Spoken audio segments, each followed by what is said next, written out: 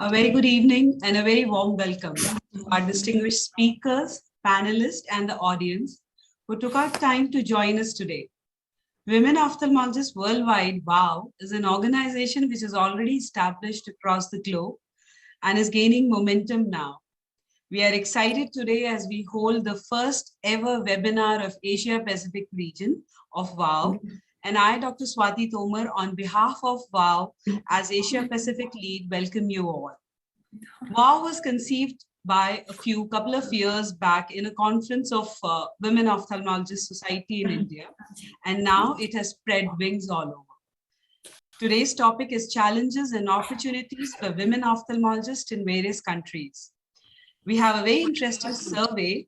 The results shall be discussed in the end. And as we are in different time zones and keeping respect with the time, I shall now invite Dr. Mohita Sharma, Founder Secretary WOW, to speak a few words about the organization. Dr. Mohita, please. Thank you, Dr. Swati. Dr. Swati, I think we can invite Dr. Pamela to speak first, and I'll speak after that. Perfect. Thank you. Dr. Pamela is the chairperson and the president of WOW, and she's a very dynamic lady. We are very happy to have her with us, and she's driving WOW really well. And we would like to hear from her what she has to say about women ophthalmologists and why WOW is needed. Perfect. Thank you so much. And I'd like to welcome you all. I'd like to congratulate you, Dr. Swati, and the WOW team for the excellent collaboration to create this meeting today, and of course, to move WOW forward. So I'm Famita Karani. I'm an ophthalmologist specializing in oculofacial plastic surgery in Vancouver, Canada. I did my residency in the University of Alberta, fellowship at University of Pennsylvania, and now I work in Vancouver. I started Women Ophthalmology Worldwide with our team when we, as Dr. Swati mentioned, when we were at a meeting in India. And I'd like to share just a few slides with you about WOW. It was from a small beginning. We all came together. Various people, as you can see here, are represented from the globe. And our goals are to support equity in ophthalmology, to provide community collaboration, outreach, networking, and of course, to teach in the team.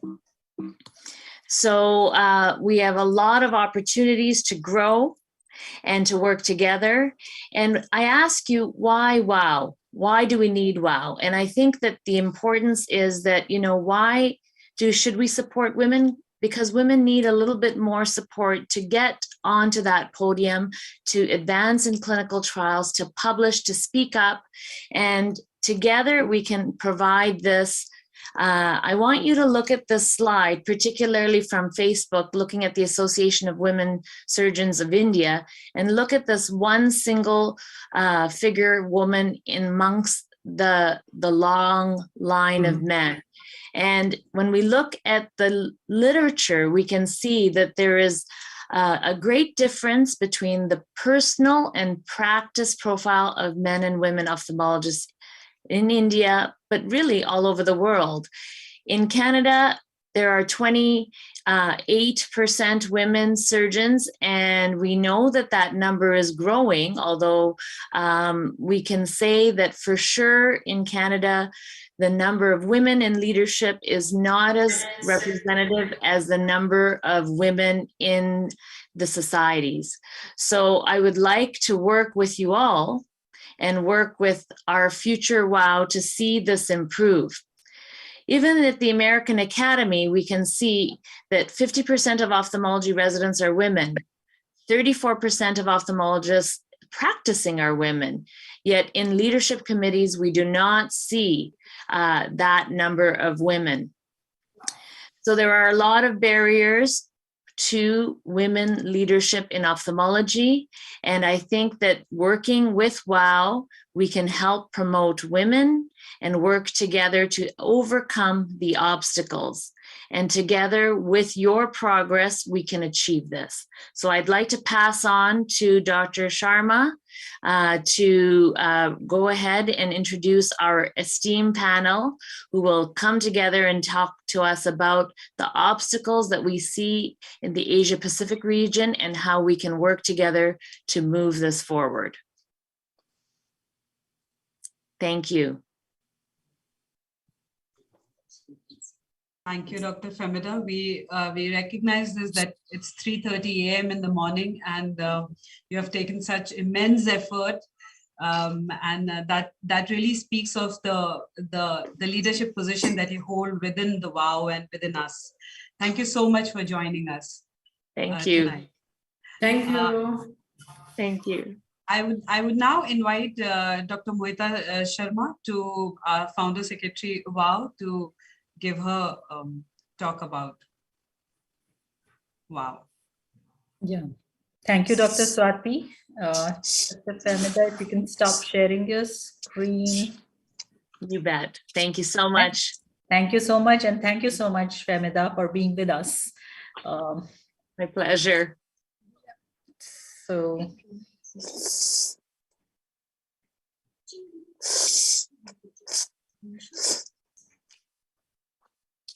So hello, everybody, and welcome once again for this meeting of WOW. And it is a historical moment, and we are all very excited. And because this is for the first time that this Asia Pacific webinar is happening for WOW, and this is a great opportunity for women ophthalmologists of Asia Pacific to connect to the whole world, because this is what WOW is all about: connecting women ophthalmologists across the globe. So thank you all for consenting to be speakers. And I'm sure we have a lot to hear from you. And this is going to give us a lot of insight into what the future plans of WOW can be. So if we look at the professional challenges for women ophthalmologists, and if we look across the globe, we find that these professional challenges are universal. Women always have unique challenges, but these challenges are common to all, whatever area it may be. This is because the traditional definition of success has been personal first and professional second. Though a lot of women are now highly professional, but still we find that there's a leaky pipeline which is responsible for women doing very well in the initial phases of their career, and as they go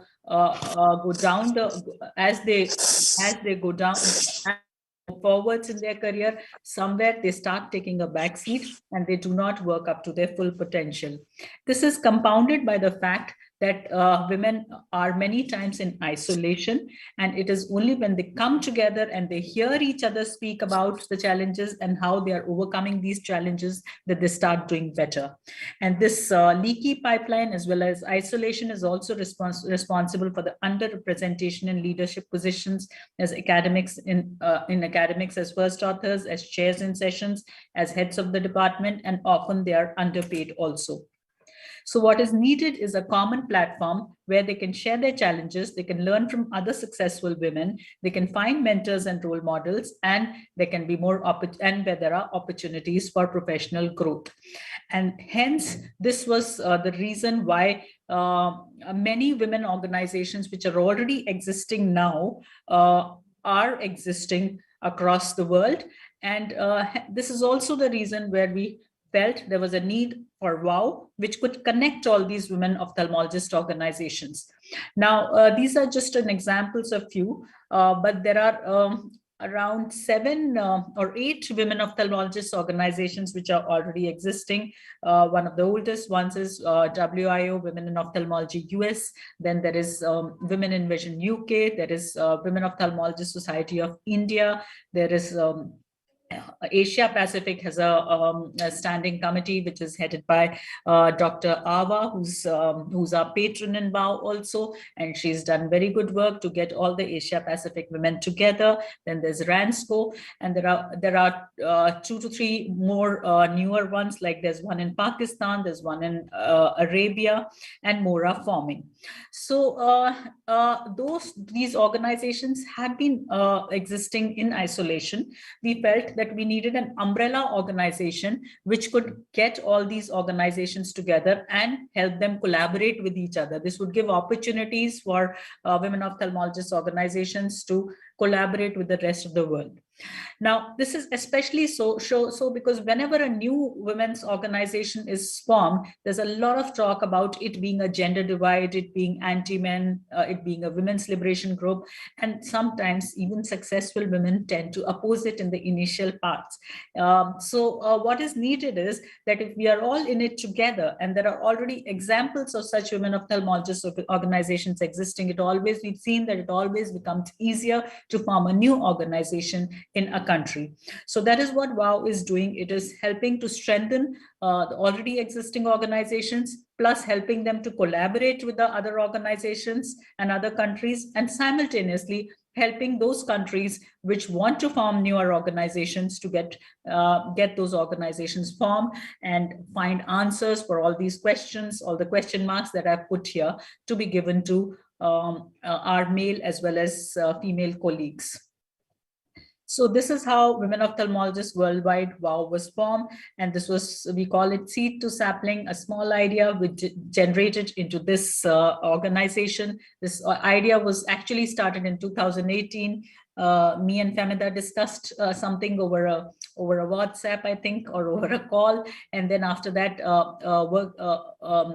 this was during the Women Ophthalmologist Society of India annual conference. It was an international conference where a lot of women met together and from different countries. And there was a working committee meeting, and these are the founder members. And finally, this got launched in 2020.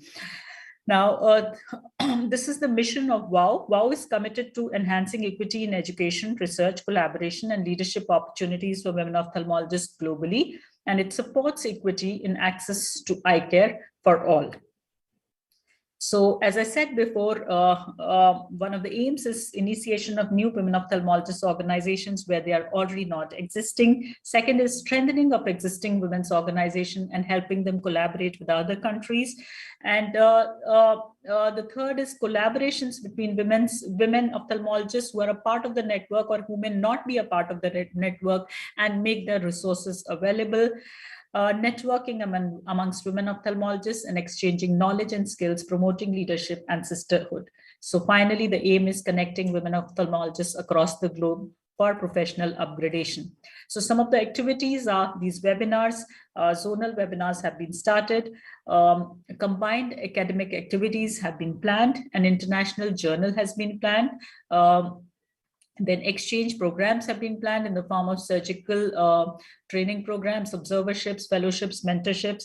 Collaborative research has been planned, an international annual conference has been planned, and volunteer work. So this was the WOW introductory webinar where the executive members talked about the various aspects on which WOW has to work on. And these are some of the examples of opportunities. For example, the sister organizations are supporting each other. For example, the Women Ophthalmologist Society of India was supported by WIO America when we were forming this organization. The Pakistan organization was supported by WIO. Pakistan also took some inputs from WAS. So we all keep helping each other. That's the whole idea. In WAS, in India, there was an opportunity for articles in indexed journals, and some of us have contributed to that. Then Women in Vision UK has offered some research opportunities. Then there are a lot of speaker opportunities in WOW webinars and in webinars of different women's organizations across the world. They offer each other opportunity to participate in their country webinars, which builds up bridges as well as networks. And we had a webinar in the African region, and after that they are starting a collaborative survey. So these are some of the leads of Africa and ophthalmic. The South Africa Ophthalmic Organization took the lead to hold this Asia Pacific, the African webinar, and after that they are already working on some surveys. And today we are here in the Asia Pacific region webinar, and I'm sure a lot of good things are going to come after this. WOW has a Facebook page. You can go and like it. This is the website of WOW. You can go there and you can become a member of WOW for now, the membership is complimentary. You just have to go there and you have to register yourself and you become a lifelong member for WOW. And anybody who's a women ophthalmologist can become a member of WOW. So we invite you all to become members of WOW so that you can take these opportunities and you can spread these opportunities to your other women colleagues. And the whole aim is that individual women ophthalmologists get chances of professional growth. And after this webinar, we would also be inviting women ophthalmologists to become country reps so that they can represent their country in WOW. And simultaneously, we would be encouraging countries which do not have women ophthalmologist groups to form women ophthalmologists groups, which may be in a form of forum or a society, and we can provide support for that in whatever way it is possible. So thank you everybody once more for being a part of this webinar, and we are looking forward to hear what you have to say. Thank you, Dr. Mohita, for such an elaborate talk on WOW, because I think that has made many things clear, because we have lots of new countries which have joined in with us today. And hopefully we are able to answer some, if not all, the questions that you had in mind before this. So we go ahead with our webinar today with the speakers, and we have an amazing list of speakers from all over the globe, especially in the Asia Pacific region. Our first speaker is Dr. Jessica Mary R. Urbano. She's from Philippines, and I welcome you, Dr. Jessica. Yes, good afternoon. Yeah. And Hi. Hi. Yeah, Jessica, you can start your screen share now. Yes.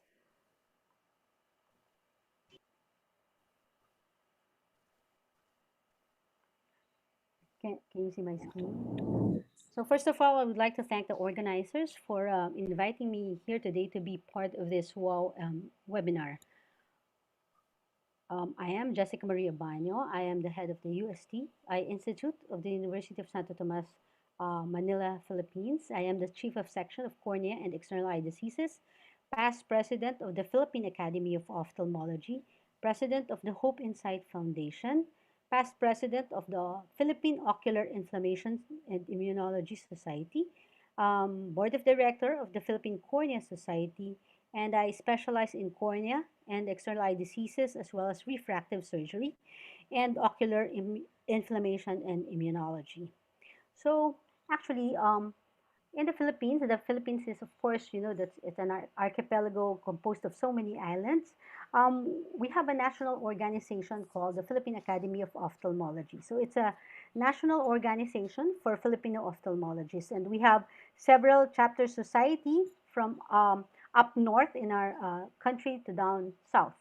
And we also have subspecialty society, which represent cornea, and all retina and all the rest of all the subspecialties. In 2020, we marked the 75 years of Philippine ophthalmology. And I will have to mention now that actually there are a lot of women leaders in the Philippines, and we have had several women presidents of the Philippine Academy of Ophthalmology. So when we look at our rosters, we do have a total number of 1,825 ophthalmologists in the Philippines, 283 of whom are members in training. And so the total number of PAO members, without the members in training, is roughly around 1,514. So actually, most of these ophthalmologists are actually practicing in the Luzon area or in Metro Manila. So when we look at the distribution of, sorry about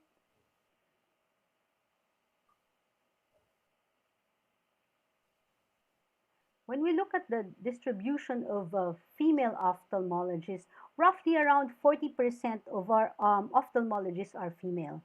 So it's less than half. And when we actually, in the Philippines, we perceive that there are equal opportunities for male and females. And in terms of challenges, more of the challenges come with the trainees and young ophthalmologists. Of course, this is particularly, of course, in Asian countries, most of our trainees and young ophthalmologists still live with their parents. And this is because of limited salaries. And we also have that in the Philippines. So sometimes they cannot actually, this is one of the challenge that when you do go into residency training or when you're still starting in your practice, even if you're male or female, there's a bit of difficulty starting it because you're still living. That's why you still live with your parents. You still get your salary is not that much, so you depend on your parents a lot as well. And for women in particular, it is very difficult for them to grow a family whenever they're trained of the ophthalmologist, because of course they would have to divide their time, and of course also they have to, when they get pregnant or when they start a family, there is not much of that support from the training institution as well, in terms of giving them leeway, in terms of their duties, doing their duties or going on duty. So I think and I feel that currently there may be unique challenges for women ophthalmologists, but at this point we are not yet realizing it, probably because we're not really aware, or we have accepted it as a norm. Probably that's one of the reasons why some of us don't think that there are distinct challenges between women ophthalmologists and male ophthalmologists. In terms of opportunities, we do have 32 residency training across the nation and 10 fellowship programs. There's no specific program for women ophthalmologists, but I must also say that there is no discrimination between male or getting male or female residents. So I am very new here, and that I really welcome all the input of everyone in this webinar. And for now, probably being aware of this collaboration is one of the things that I have really learned, and I'm looking forward to more collaboration in terms of, yes, what you have mentioned earlier, like doing research. That is something that we can, and publishing, that we can strengthen in terms of strengthening the women in our ophthalmologists in our country. So that's very brief, and with that, I thank you for your attention. Thank you, Dr. Abano. I think your talk made us actually relate. All of us relate to this, that women definitely have to take sometimes a lot of back role, they have to take a back seat and to look after a lot of things. But then definitely opportunities do not wait for anyone, and we have to grab on these opportunities. May I have a couple of comments on if any of our panelists would like to speak on what Dr. Abano said, or maybe would like to add on this? Femita, since you're awake and you're here with us, we might as well. Yeah, absolutely. I think it's interesting to see the ratio, like such a high number of female ophthalmologists in the Philippines. So thank you for sharing that information. What would be interesting is to see how they progress in leadership. And Jessica, what do you see the barriers to that? Is it just cultural? Like we wouldn't ask the women to do that because we know they have expectations at home, or is it maybe that the women aren't interested because there's a lot of work in participating in some and some, to be frank, it may be unpaid work, right? When we professionally contribute, we're not getting paid like we would if we just saw patients, or however your system works. But I'm curious as to know, is it perhaps that we don't give enough mentorship? Is there something we can do to help? Well, actually, there are a good number of women leaders in ophthalmology back home. I mean, in the Philippines. One is even running for senator.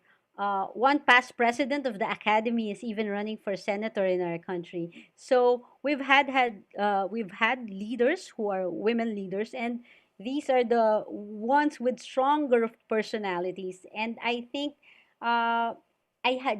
don't have the statistics of my mind right now, but roughly around 30 to 40% of our leadership would be female in terms of Oh, that's societies, Wonderful. yeah, it's subspecialty wonderful. societies, um, subcommittees in the Philippine Academy of Ophthalmology.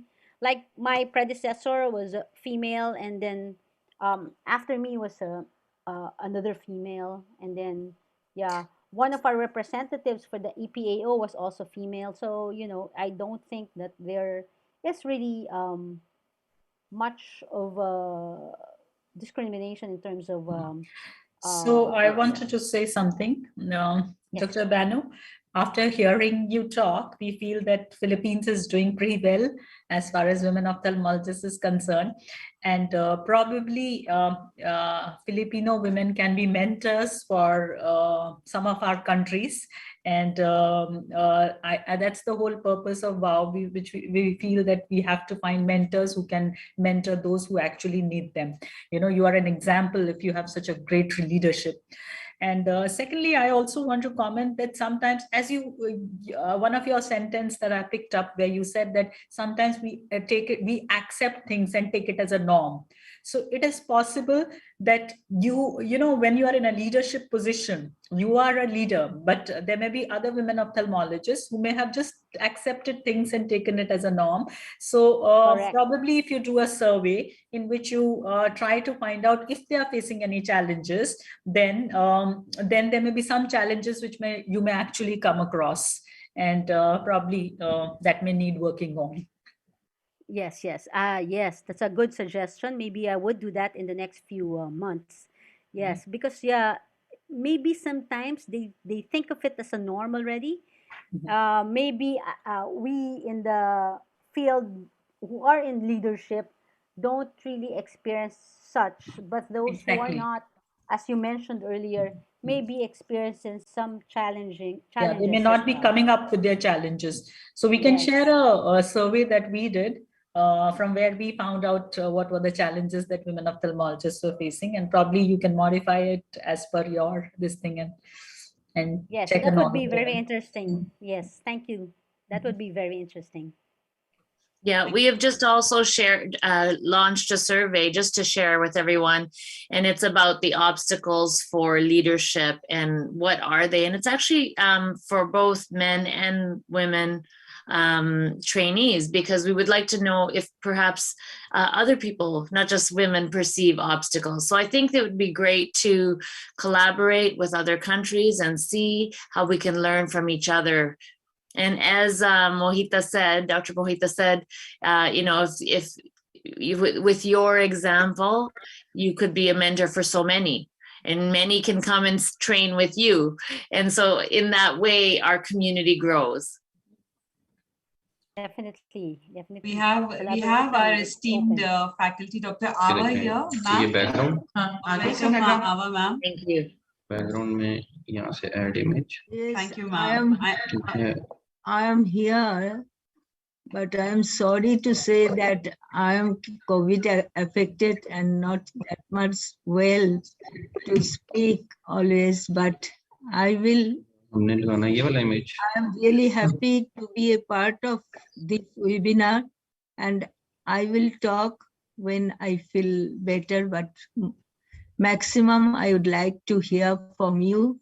Please excuse me for this time and pray for me and my husband also. Both we are affected. बड़ा लोगों को बहुत COVID होना शुरू हो गया. We are very sorry to hear that, ma'am, and we really have our prayers, all of us, so that you get early and recover soon, you and your husband. Thank you, ma'am, for joining us and giving your blessings. That's enough for us. Thank you, ma'am. So we move on to our thank you, Dr. Abano. for that wonderful insight. And we will move on to our next speaker, Dr. Mugi from Mongolia. Yeah. Dr. Mugi, can you please share your slides now? Thank you. वो किस तरह करेंगे share? Mr. Bhageshwar, I think you need to mute. आप थोड़ा mute कर लीजिए. Mugi, you have to unmute your mic and you should start slide share.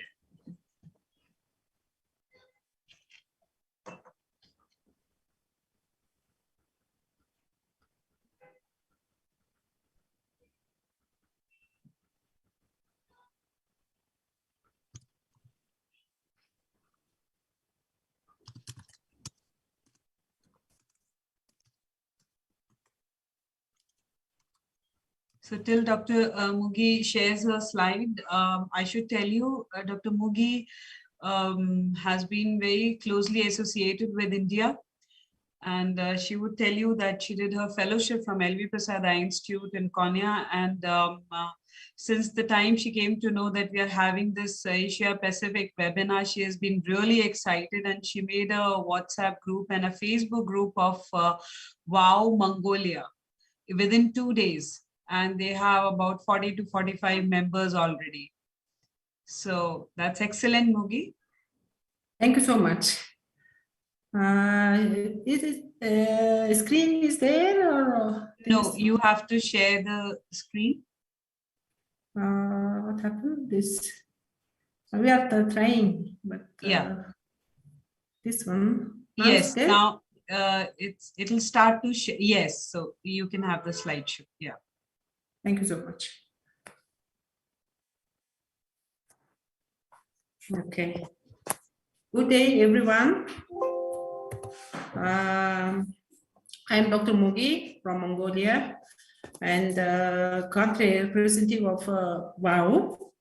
And I'm a private practitioner and working in private sector and trained in LV Prasad Eye Institute from 2003-2004 and working as a cornea surgeon. I'm very happy to uniting WOW family.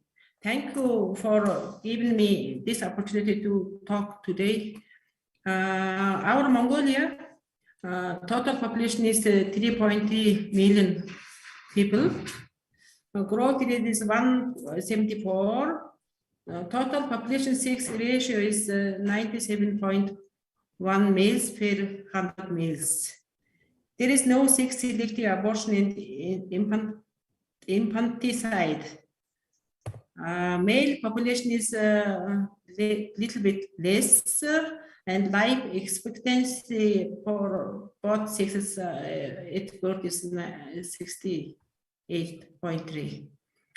And there is no sex restriction or for education in labor for women. Women right is equally same for male and female. Literacy is okay for us, and our country is a democratic country after 70 years of socialist country since 1990. Our country is a developing country and still has low income. This is Mongolian Ophthalmology Society address is there. Mongolian Ophthalmology established 96 years old ago with helping Russian ophthalmologists, and now we are a member of Asia Pacific Academy of Ophthalmology and have a few partners, Orbis, ICO, EO, WHO, and others. 90% of practicing ophthalmologists are members of Mongolian Ophthalmology Society. But a very interesting thing is 95% of our ophthalmologists are female. So we are very interested and working so hard and very, very interested and very happy to work with WOW and uniting also. Mongolia's life expectancy is increasing. Lifestyle dependent disease is increasing, become more challenging. But still, we have few patients comparing to other countries. About 60 years old population is only 5.4% of total population. Case for trainees are less than other countries, but we have many trained cataract surgeons, not yet developed cataract surgery and medical retina program. COVID isolation warns us should have own program. Gradually, we are going to plan gradually develop long-term fellowship program in near future and seeking for assistance. All the ophthalmologists, especially for women ophthalmologists, work and career balance we should keep. And there is two main things: life fulfillment, career fulfillment. What is special for ophthalmologists? Should be good doctor, should be good mother, and good family member also. Take care of parents also. What we need to do to be done for young ophthalmologists and seniors also, a little bit different. Our ophthalmologists, 200 ophthalmologists total, and every year 18 to 20 new ophthalmic residents per year. And all ophthalmologists are 200. But 10% ophthalmologists are done long-term fellowship and trained in abroad, mostly in India, and seeking for further training. And we have many short-term trainings are working, but still need to improve. We don't have any ophthalmologist who has done 2 long-term fellowship and 1 subspecialty or 2 different subspecialties. Our main cause of blindness is cataract. Now is increased cataract surgical rate. Need to increase cataract surgical rate, also increase cataract surgery quality also. What is the reality for women ophthalmologists in Mongolia? For young ophthalmologists, we have 3 years ophthalmic residency program. There is no English barrier for most of young ophthalmologists, but not yet developed fellowship programs. Need to go abroad for fellowship, need to find a fund for fellowship. Also, of course, for ladies, we need to have marriage plan. For getting a slot for fellowships, most of our young ophthalmologists waiting for a long time and then slowly losing interest to learn. This is a very bad thing happening here. Also, age is one for issue for long-term fellowship assistance. About 45, then there is no chance, and really bad for us. Also, for mid and little bit seniors should have career development, also leadership development we need. We should participate in research work and fundraising also issue for us. Need to be have ability to author scientific publications and participate in advisory boards and present findings in major meetings in like APO and other meetings. So these are our issues, and we are looking for the, forward more collaboration with WOW and get more development in our Mongolian ophthalmology. Thank you so much. Thank you, Dr. Mugi. I think that's a very, very ground level talk that you had presented, and you have actually brought out the challenges that we can imagine that you must be facing, because you still have a backlog for cataract, and there's no cataract residency program or cataract training program in place.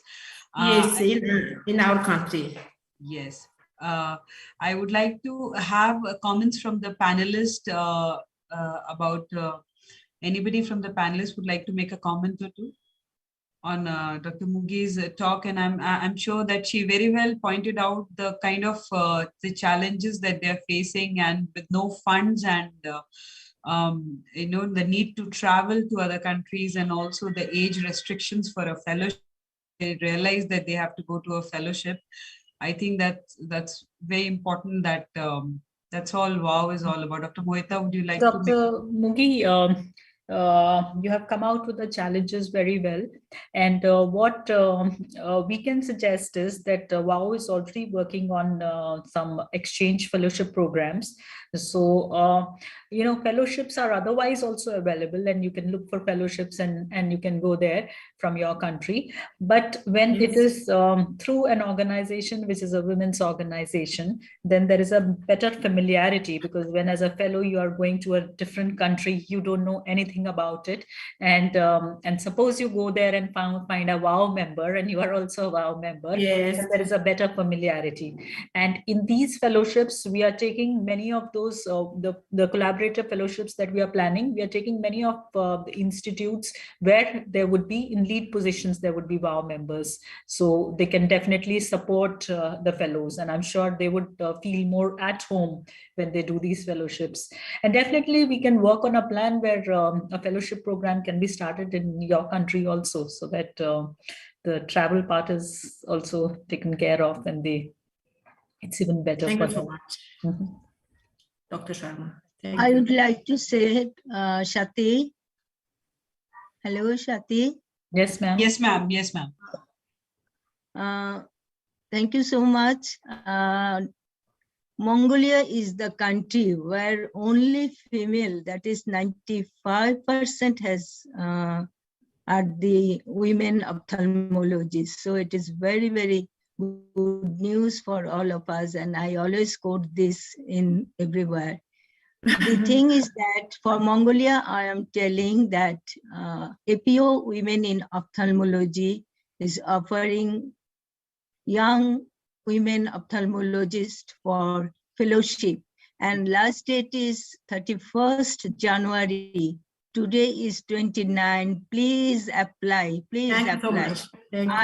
I am the chairperson there, and everybody will be very much keen interest. We want that this country will get the fellowship. And there is another fellowship, Asia Pacific Academy, both for men and women, for 5 fellowship. But this is only for the female one. Please apply. Thank you so And much. I will inform. I will try my best for Mongolia. Thank you so much. Wonderful. Thank you, madam. Wonderful, We ma'am. will work on that together. Thank you so much. Mugi, you can stop sharing your screen. Yes. So now we move on to our next speaker for today, Dr. Lijia from China. Dr. Lijia, you may start sharing your screen.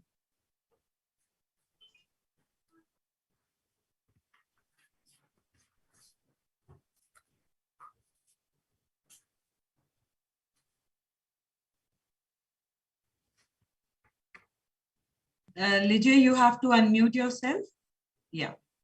Sorry, my apologies. Good morning and good afternoon again, everyone. It's my honor to be here to share with you my views on challenges and opportunities as a young woman ophthalmologist in China. So a brief introduction about myself. I'm attending ophthalmologist based in Beijing, China. My specialty is corneal disease and refractive surgery. I have worked in public hospitals for 11 years. Start from last year, I made a decision to practice in a private clinic. Before sharing my views, I would like to make a disclaimer that I was only trained and worked employed here in Beijing. So China is huge. The training system and healthcare system varies among cities, so my opinions might be biased. First of all, let's look at the opportunities here. There's a huge need for eye care in China. I think this is a good motivation for all of us to be passionate about what we do. And I think most of the facilities here, the hospitals, are pretty well equipped. I was lucky enough to be able to participate in some volunteer trips to remote cities in China. And I was quite impressed actually how well equipped the hospitals are. They have all sorts of machines, even some fancy ones like femtolaser. Another good thing is we have partnerships between hospitals within China and even overseas. This is very important for ophthalmologists to communicate and collaborate with each other. Regarding the training system, when I was a trainee, which was years ago, I think there's many defects, such as not enough surgery exposure, etc. But I think over the years, because I've talked to some trainees before giving this talk, and I was told that it's improved a lot actually. And then in 2016, Chinese Women Ophthalmologists Association was established. It was a milestone for female ophthalmologists in China to participate more in leadership in our field. Considering challenges, there is definitely not enough surgery opportunities. I mean, even after systemically trained as a surgeon, especially in small hospitals where pretty much the chief covers most of the surgeries. Another challenge is research and clinical work balance, because the promotion system here in China, if you want to be promoted as a chief or something similar, you have to publish a certain amount of paper, and that can be quite tricky for clinicians who has no interest or who's not very good at doing research work. And then work-life balance is always an issue. Me and my colleagues always find it difficult sometimes to take care of the patients, take care of ourselves and also our families at the same time. Last but not least, the poor doctor and patient relationship. This is kind of a huge issue in China, because in the past years, several doctors were hurt badly by their patients, and it was traumatizing for the doctors who were hurt, also traumatizing for all of us, I think, who works in the medical field mentally. But the positive side is, I think after COVID, it's improved a little bit, sadly, because the pandemic, I think, provide the public a better chance to really see how hardworking and loving the health workers are. So that's all I wanted to share. Thank you again for the great opportunity. Now, please allow me to introduce Professor Zhang, who's the chairman of the Ophthalmological Society of China Women Doctors Association. She's a leading expert in cataract, also the CEO of the joint Shantou International Eye Center of Shantou University and the Chinese University of Hong Kong. She's also the executive committee member of APAO-WIO. She's been awarded the National Innovation Award, Golden Apple Award of Sino-American Academy of Ophthalmology, the honorary title of Advanced Individual for National Women's Achievements. She was also listed in the ophthalmology list of top 100 Chinese famous doctor.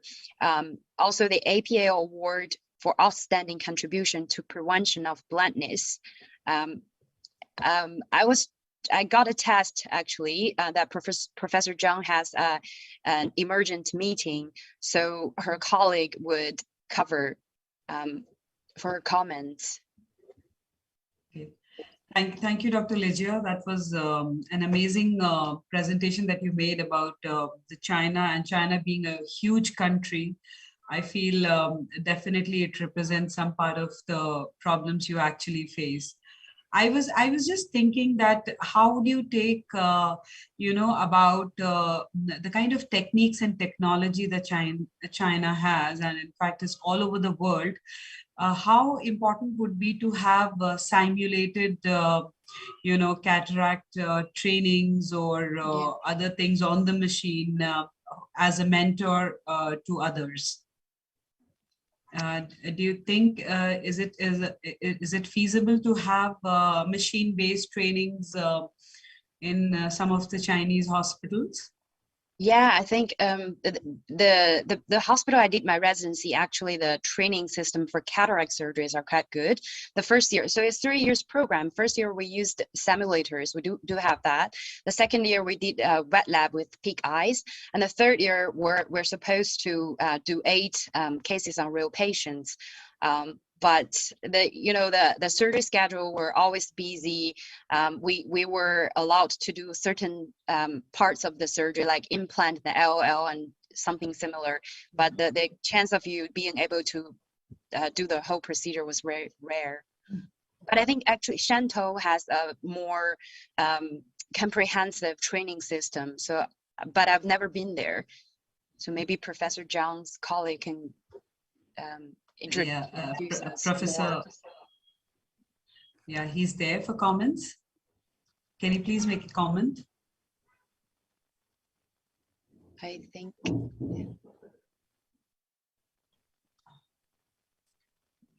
she's not there. So Dr. Liqia Zhao, I just wanted to ask you, could you tell us a little brief about the Chinese Women Ophthalmologists Society? What it has been, the activities that it has been doing? Yeah, I think it's kind of a new association. As I mentioned, I think it was established in 2016 or 17. Can't really remember the exact date. But they have hosted events like vet lab training. So they invent female ophthalmology surgeons, and they do wet lab training for members. Okay. Also, they have kind of like events for, they also invite male ophthalmologists to participate, to show support. Great, that's wonderful. And that's what we have always been saying, that any women ophthalmologists organization should have men as, if not as members, as advisors, because it is a peaceful coexistence and supporting each other that actually brings us all up.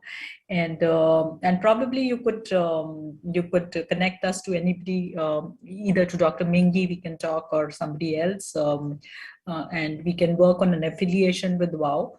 Of the Chinese Women Ophthalmologists Society, because other societies are also affiliating, and the whole idea would be that the Chinese women ophthalmologists would then get connected to the other parts of the world.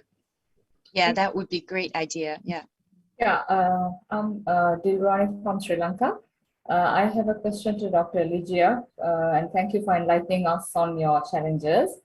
And how do they recruit trainees? Do you have selection exam? Is it funded by the government, or how do you enter a training program? Do you have equal opportunities, the females and males? I think like males does have advantage when competing for residency opportunities, but and the policies, regarding the policies, we do have to sit for exam, but it's local, like it's not an international exam.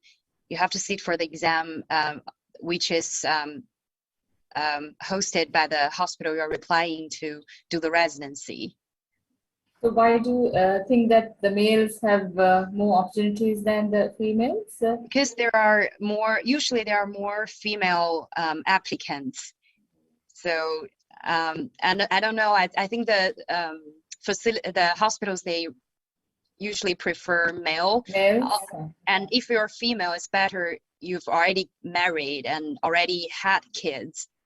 So if you're a single woman ophthalmologist, then you don't really have a lot of advantage.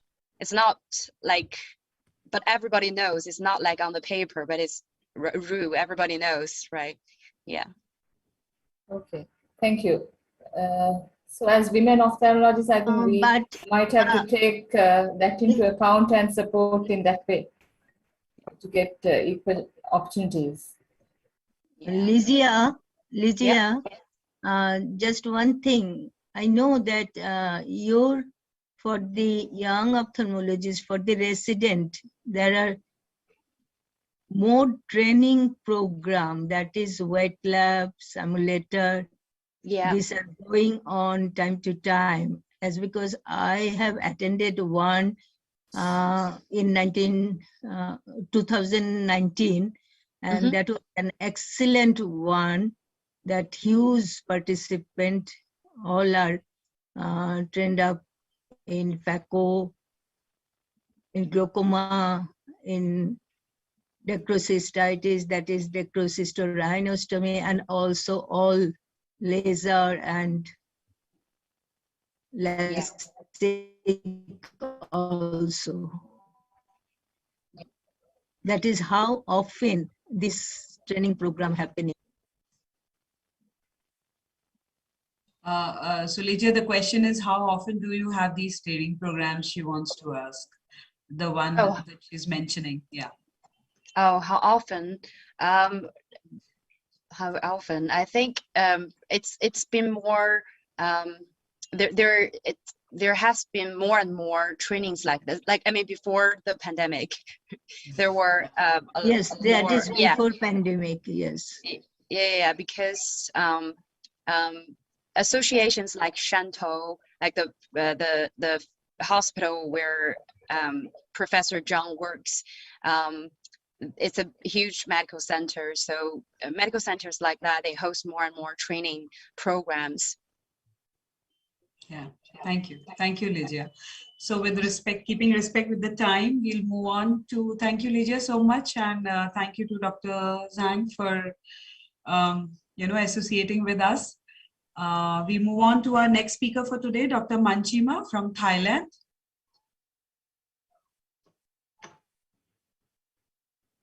So Dr. Manchima, you may please share your story. Yeah. Let me share my screen first. All right.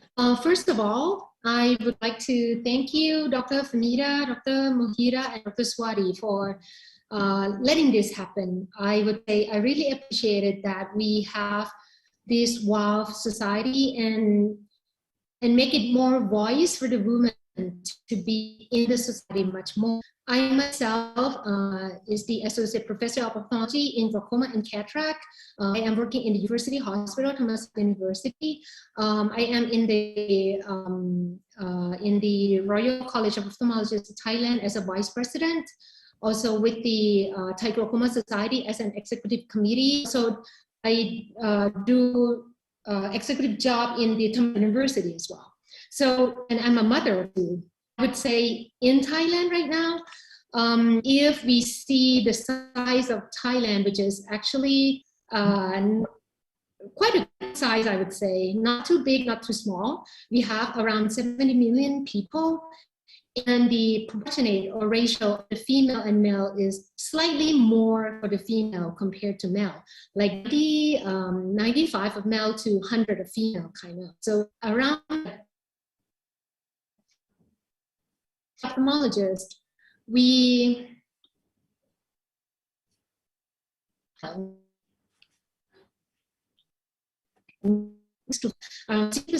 of male. We have total of 1,800, and we have male for 40% and female 60%. All right, and the good news is our female president of Royal College of Ophthalmologists Thailand, we had first female president since 1996, and we, all along the way we have the female as a leader of our Royal College of Ophthalmologists Thailand for many. Until now, we also currently have Professor Vanida Avanisha as our president. So if you talk about female opportunities in Thai training or Thai career as an ophthalmologist, I think we have much an issue. But if we can notice, we can tell if we have female doctor more than, but the ratio of the female doctors who are on the podium as an international position or international quite low compared to the ratio that we have right now.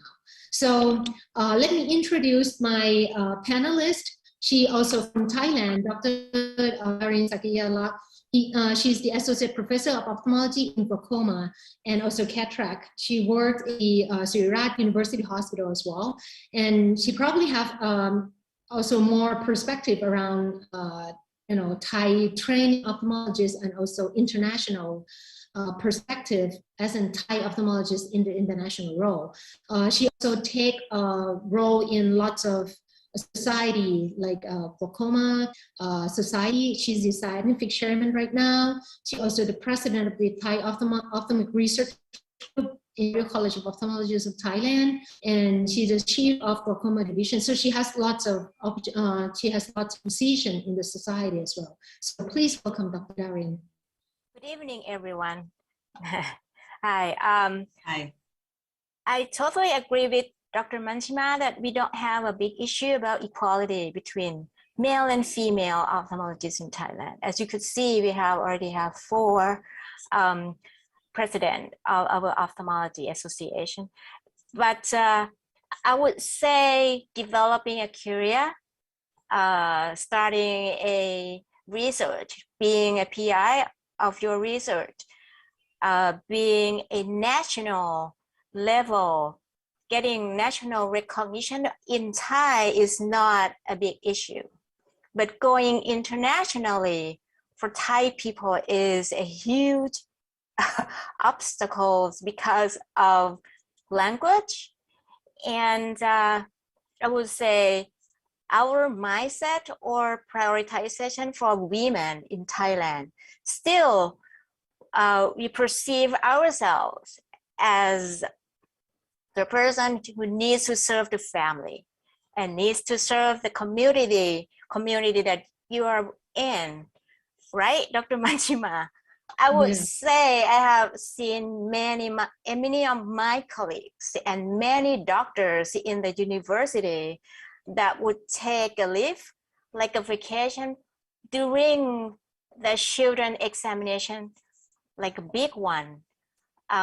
Every turning point of the children's life, let's say when they're entering the high school from junior high school or entering the college from high school, the mother would go crazy and they will cut back their works. Like I've heard that sitting in the back seat, that's what we do in Thailand. So by doing that like 3-4 times within 6 years, 10 years of our lifetime, it's like a huge gap. That because if you want to contribute or being recognized internationally, you can't stop working. You have to be proactive all the time, and that's my point of view. I don't know if other countries also have that problems.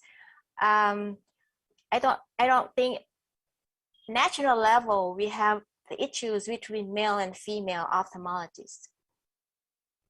I agree with you, Dr. Darin, because that's a very pertinent question. I think that is everywhere in the Asia Pacific region. I think we all agree to this, that we definitely tend to spend more time at home, or we tend to feel more guilty of going out and working and not taking care of our children or their exams or things. But then as we move on, and then we realize that there's so much to do, and that gives a different kick. Like a surgeon gets a different kick when he does surgeries, and that's how we kind of because in India, the All India Ophthalmic Society is a very strong association, and with the coming of WAS, it has become an even stronger women organization. So I was just wanting to know, is there a stronger women organization in your country, or do you meet often, or is there anything that you have already there in Thailand? Just for women? Yes. No, we don't I don't think we have any female organization for doctors Okay. that we really participated in. That might be a name or organization that not Yeah. not a real doctor participated. Just Can I ask? Um, I think. Can I ask something? Yeah. sure. Thailand is sounding absolutely wonderful as far as the fact that the women are doing better than men. And as you're saying, there's a lot of equality compared to the common factor in all the above, like Adam and Eve, kind of a situation where women had to be married and women had to take a back seat. Here it is for once a kind of a good change to hear. So I just wanted to ask that are the women, since you are in the expert positions, are more even upgraded in the as surgeons than men? The kind of skills you get, is it women go ahead and get more skilled and do more volume surgeries compared to men? Just Not really, just equal. It depends on the reputation. It depends on your patients and your colleagues that I will get. I can send that to me from our younger memberships of the society, from my younger males colleagues from another institute, or get a call from my younger males ophthalmologists from other institute. And it also happens to male doctors. If they are an expert on that field, it's not a discrimination between male calling the male sending the patients to the male doctors, or female to female. It's all equal. I think it's a beautiful atmosphere in that case. I would then suggest that the language is the only internal conflict. So if you get over that, you have an edge over, and you can then, make a society and make it really like a leadership value of women in your country. Just a suggestion. We are all aware of that. One thing I would like to know, Shati, can I ask? Yeah, please, ma'am. Just want to know that how many female are the head of the department in Thailand? Dr. Mantima is herself is a chairman. I know her very well. I know, and also Professor Jang. I know her, but others. Thailand is a big city, big country, and how many in the top level? This is just an approximate number that you would. Just approximate number. How many? Do you feel are there? If I guess roughly, I think in like 10 years ago, we have male slightly more than female in the leader ophthalmic society. But recently, especially this 5 or 7 years, like lately, I think at some point, especially like in cornea specialists or in cornea society, female is predominant than male. For the glaucoma, I think female and male are about the same.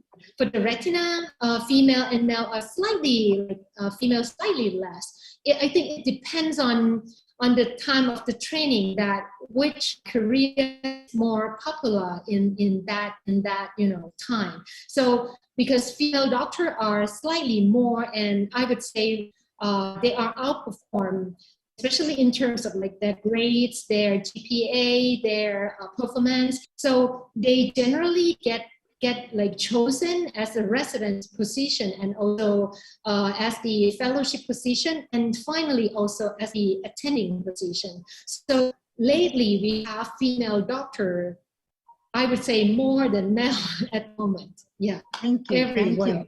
Thank you so much. Ma'am, may I explain? Yeah.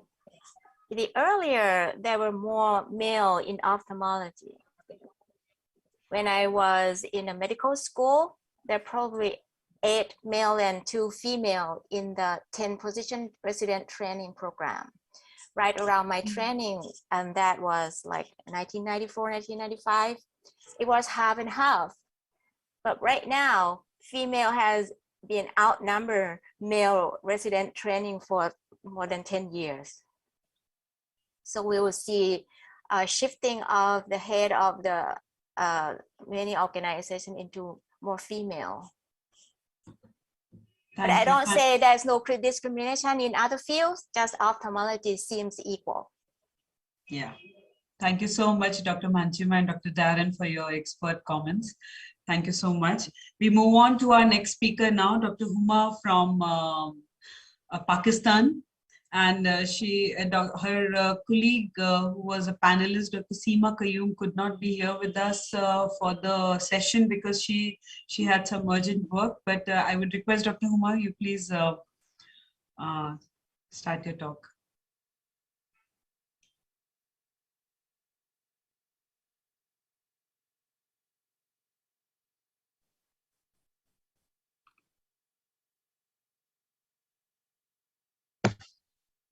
Hi, everybody. So sorry for being late, but I had to travel from one city to another. And guess what? At the last moment, my file, everything got corrupted also. So I have been running around getting from the emails and all these things. And so just my introduction slide will not be there because it was when I just was panicking. I thank God I got just speak over your introduction and that'll be fine. Okay. Can you see the slides? Is it showing at the moment or not? No. Okay, just a minute. Let me go back. Sorry.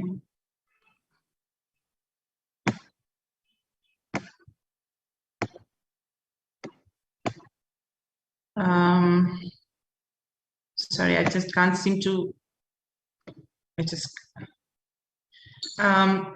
Mohita, I'm having some problems with this slideshow. Let me see if I can share. Just give some time because it sometimes it takes time. Yeah. Okay, is it? No. No, I'm just. You want to share it with us on the mail so that we project it? Just a minute. Like I said, everything got corrupted when I came back from the place, and I'm still everything is like, I'm trying, but it's just not working at the moment. Maybe we can have the next speaker and maybe please, over to you again. Yeah, please, that will be. Thank you so much. So we'll have a next speaker, Dr. Sheng. So till then, Dr. Huma, you can mail it also to us. So yeah, okay, thank you. And who should I mail to? You can mail it to me. Okay, thank you. We have Dr. Shang and Dr. Huang from Taiwan. Dr. Shang, please.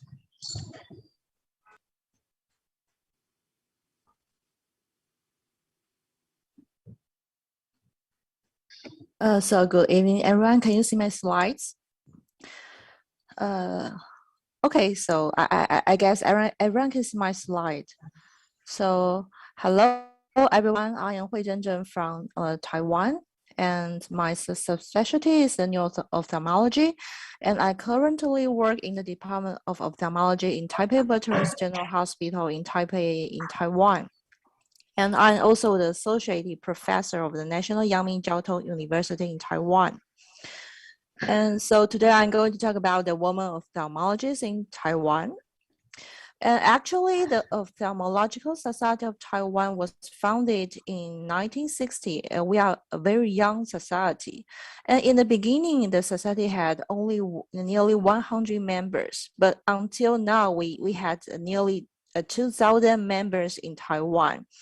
And as you see the picture, this is our founder of the Society of Taiwan. There's nearly all male, but actually now there's more and more women in work in the Ophthalmological Society in Taiwan. And let's see the gender distribution of the doctors in Taiwan. Actually, currently the doctors in Taiwan, about 20% of them were female. But the ophthalmologists in Taiwan, you can see nearly 1/3 of the ophthalmologists are actually female. So in Taiwan, female are more willing to work in the field of the ophthalmology. And you can see this is the age distribution of the female ophthalmologists in Taiwan according to the age. You can see in the past or in the we have a little bit of women ophthalmologists, but currently you can see there's nearly 180 women ophthalmologists per decade in Taiwan. So nowadays there's more and more female ophthalmologists now in Taiwan. And about our training requirements, our resident training is actually for 4 years, including in a different field, including retina, cornea, glaucoma, plasty, neuro-ophthalmology, pediatric, uveitis, refraction, and strabismus. And after completing the 4 years training, we will have the national examinations. And then after you pass the exam, you can choose different subspecialty training for above fields.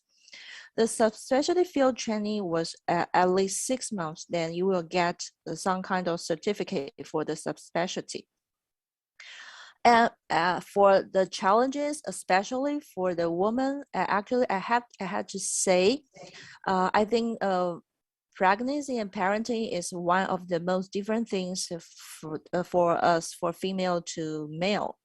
And in Taiwan, for the pregnancy, we will generally have 2 months of the maternal leave. And if this happens in the residency training period, usually it is well tolerated if you prepare and discuss early with your chief of the department, and we can prepare for your maternal leave. And this usually do not interfere with your training program and the national exam. So actually, no one will be delayed by the pregnancy in the resident training. And for the parenting, then I think everyone is the same. You need to, with the help with any kind of grandmother, grandfather, and your baby sister. And the last thing is about the patient's respect. In the past, the patient may think that the male will be the doctors and the female will be the nurse. But actually right now it is really improving that the patient in Taiwan now is really, they can generally accept, and they will seek spontaneous to the female doctors they want to see. That right now they will think that female can be a doctor but not just a nurse. I have no comment for the nurse. It's just an example. And for the opportunities of the woman ophthalmologists in Taiwan, actually, you can see that in Taiwan, actually many outstanding women ophthalmologists had taken the important position in the system. You can see for in our society, we have 2 chairmen of the Ophthalmological Society of Taiwan, a female. And we also have superintendent and deputy superintendent of the hospital, or female ophthalmologist. And also a lot of director of the department is female, and also some co-chairman of the medical school. And also we have some outstanding women, or actually the council members of international society. So I think in Taiwan, I think women also got good opportunity if you are interested in the different position in the system. And in Taiwan, we also face some problem about we have to do some research work if you would like to survive in the hospital system. But I have to say that our country also makes some promotion that we have some special section for women to apply research funding. Like in Taiwan, the Ministry of Science Technology in Taiwan, they will have a special section for women to apply for the research funding, and that is what our country do to promote the female scientists. So finally, for the needs, I think for the woman, we really need a big family support for parenting, for life, for everything, and maybe some good baby sister and good mentoring. So thank you for your listenings, and let me introduce my panelist. My panelist is the Dr. Huang Zilun. She is currently the director of the Neo-Ophthalmology section of the Far Eastern Memorial Hospital in New Taipei City in Taiwan. And she's also an associate professor in Yuanzi University in Taiwan. So let's welcome the Dr. Huang Zilun. Thank you. Dr. Huang, thank you so much, Dr. Shang. Dr. Huang, you would like to have a few comments from you on the training and the challenges in Taiwan. No, I have I thank you, Dr. Hui Zhen, for that wonderful talk. And actually I don't have any additional comment on that because the Hui Zhen prepared very well. And I think that's a good opportunity to introduce the women ophthalmologist training and the opportunities in Taiwan. And I'm very proud to be a woman ophthalmologist in Taiwan. And Hui Zhen, do you have any additional suggestions about your talk? I think every woman in the field of ophthalmology will facing the same situation, just like we have to do the clinical work, also the research work, and taking care of our family. And we need maybe a lot of hours in one day. So I think every woman will facing the same challenges. Yeah, that's my comment. Dr. Shang, thank you so much. One very nice thing about your talk that I saw that was that a lot of research that is going on in Taiwan, and you said the Department of Science and Technology of Taiwan is supporting, and you have a women's section in that. So do you think these positions are taken up very actively by the women, or they're still there's a lack of research that you find, or it's been adequately taken up in your country? Actually, if you want to stay in the hospital, you have to do the research work. If you are attending to another position like chairman or anything else, yeah, that's the need to work. But I think women can choose. You also can choose to do other things like to the private clinic. Then you don't have to take care of this research. But anyway, I think in Taiwan, the people, the government, they do a little bit effort to try to make more a little bit more resources for women. We can choose for the woman apply for the funding, and we can choose the regular way to apply for the funding, and we can choose different way. Yeah. Dr. Huang, one small question to you.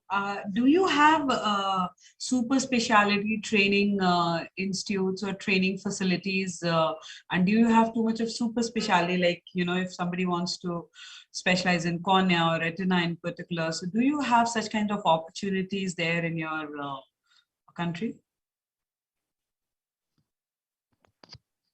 No, we don't have a spacious training for women ophthalmologists. We think we have the equal opportunities trainings in our societies. So I think we can do the main things in Taiwan. So I think that's not a big barriers for us in Taiwan ophthalmology trainings, especially for the women or the youngest ophthalmologists, because we will organize the education issues in resident trainings. And that's the very important issue for our educational societies. So that's the, I think we have a very organized training programs for the youngest ophthalmologists. And so I'm very glad to share our experience to all of you. Yes. Yeah. Thank you so much. So that gives us a insight that probably people like you and others from your country can be good mentors to the training program that we have through WOW, because your country already has a very established training system. Thank you, Dr. Huang and Dr. Zhang, for giving us this talk. Now we move on to our next speaker, Dr. Huma. I think she's ready with the slides, and we'd like you to speak now. I think I sent the slides to you because, like I said, I'm so sorry. My computer is totally, my laptop is just not in my hands anymore. It's like, I don't know who it's falling at the moment. So I just send it to you if you can. Yeah. I think Dr. Mohita can start sharing the slides. So till that time, I would just like to, my apology, because I was in Multan, that is like 4.5 hours from Lahore, where I work. I'm the head of department of Fatma Jinnah Medical University, which is the only female medical university of Pakistan. And it is affiliated with Sir Gangaram Hospital, which is also one of the leading hospitals of this, and it's a tertiary hospital where we have a lot of teaching programs. Not just we have two kind of fellowships, like FCPS fellowship programs, as a Masters in Science programs also, not just in the basic fellowship, but also in the subspecialties of Veteranary. So that's my basic, my training is from there, from different places, but I head that department, and at the moment I'm managing about 16, 17 fellows, 3 in the veterinary specialty, and the rest are in the fellowship program. So apart from that, I mean, I think, and my colleague who was supposed to join, like I said, probably it's jinx today, but she also had some issues in the morning, and she has some really issues, because she said we'll talk about it later, and so whatever questions that you need to ask, please feel free to ask me. And if my slideshow is not showing, which I think is showing, thank you so much. So can I hold on to this, or Mohita, you'll be like moving it forward? I'm scared to, okay. Yeah, thank you, because I'm scared to touch this computer. I'm just going to keep my hands on one side. Yeah. So what we're going to talk about is the Pakistani perspective of challenges and opportunities. And one of the fortunate things about Pakistan at the moment is that, you know, there's a change, just like the others were talking, there's a swift change from, you know, the kind of, there was a time there were just males in the medical profession, and now there is like, because of the equal opportunities, and that there are more females at the moment in the medical colleges than the males. Can you move the slide? So, but before that, we'll just go to a background check, like looking at into 90s and 2000s. That's where I started, you know, between the 1990s and 2000, when I entered into the field of ophthalmology. There were just 3 to 6 ophthalmologists, females around, and the rest of them were all males. And for me to, you know, even be able to talk to anybody was a kind of a problem, because they were like, you know, males, and they had their own nice kind of grouping and learning and the networking. And I used to feel very lost in between them. And then the people, the ladies who were before me, they were just 2. And they were like, there was a gap of about 10 to 15 years between them and me, so that you can see how difficult it was that time. But then things have changed over the 21st century. Can you move the slide, please? So in the 21st century, now the open merit came, and the women in medical colleges first moved from, you know, 10% to 20%, then 50%. And now the strange thing is that, you know, all the boys are sitting in the front seats while the girls are sitting at the back seats. So they're just about 18, 20, or 20, let's say 10 to 15% of males in the medical college, and the rest are the females. So females are in the back seat. Now, in the training period in Pakistan, there is a 4-year fellowship program of FCPS and MS programs. And then if you have to do your subspecialty, is a 2-year subspecialty fellowship. So the perspectives of women ophthalmologists, what do they want to do now? So we're going to look at the moments right now. They want to advance in specialty of their choice. They have the opportunity to do that. They want to be future researchers. This is their goals. They want to be trainers and supervisors in the future. They would love to be mentors and policymakers of ophthalmology. They talk about being, you know, women leaders of tomorrow. And finally, they would love to be the part of the council representation of the society, which is the Pakistan Ophthalmologist Society or the Lahore Ophthalmologist Society. So we have different societies in different provinces, and they would love to be the, you know, a council representative, which I think that's where they're mainly lacking.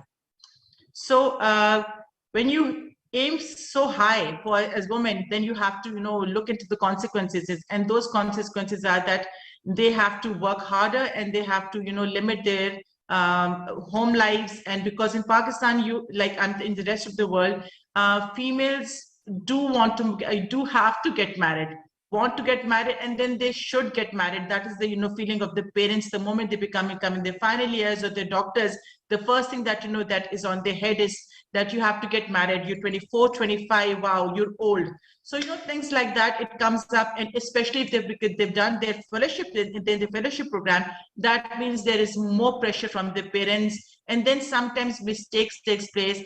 They are ladies, they get married, they have to have babies and all that. So that is when it becomes very difficult for them to, sort out this problem. But most of them are doing it now. So what are the challenges? Long working hours have to be taken care of. Day night shifts are coming up. They have to balance the home work-home balances.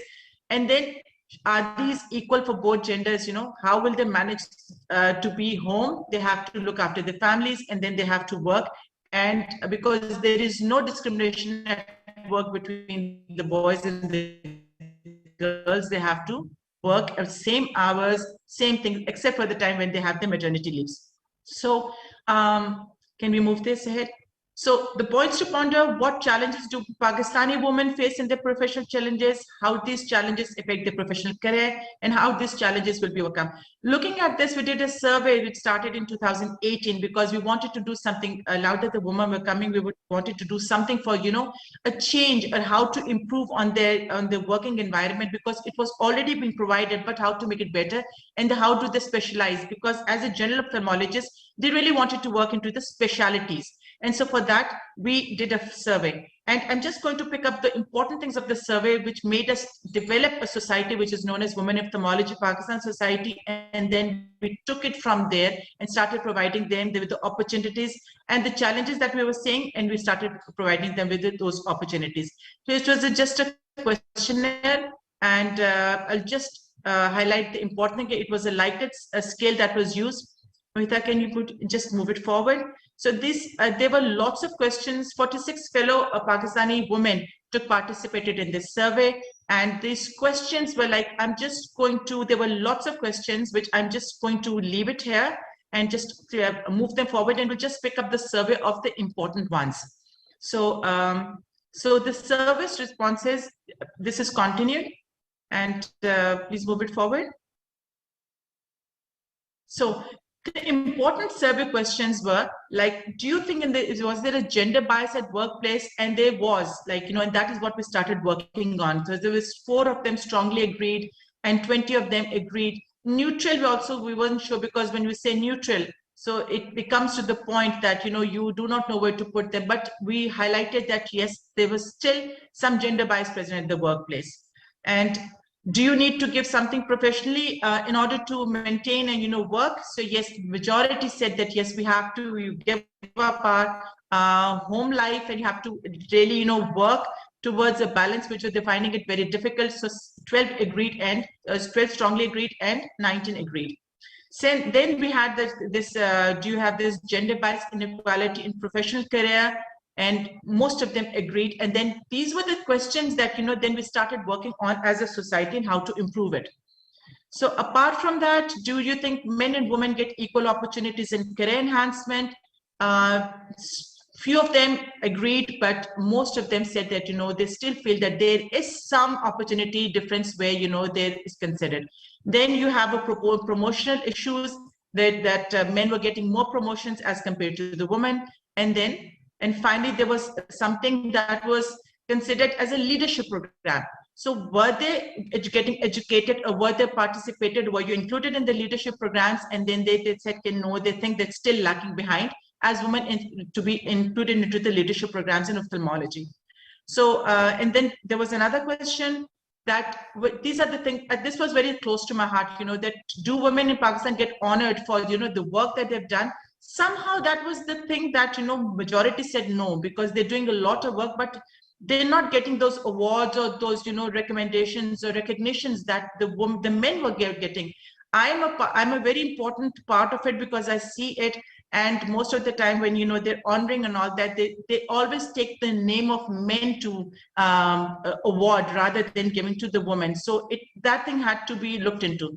So Mohita, just move it forward. We're going to move this ahead. So looking at this, we developed a Women in Ophthalmology for Pakistan Society, and now there are 123 women fellows who are part of it, and this is recognized by the Ophthalmology Society. And then we started the networking. The most important thing was to network, to develop workshops, to develop the seminars, webinars, and we had men along with us. So we had different webinars. We till now in the COVID time, we had some. Mohita, just stop it over here. So this will be the last slide. And the only thing, the 2-3 slides that were missing was that even now, like I said, the concept of honoring Pakistani women ophthalmologists, awarding them, putting them in a leadership program, making them a part of the society in the council seats. This is something that is still very, very far behind. And apart from that, where specialties are concerned, women are coming up because women are more in number in medical institutions as compared to the men. And so I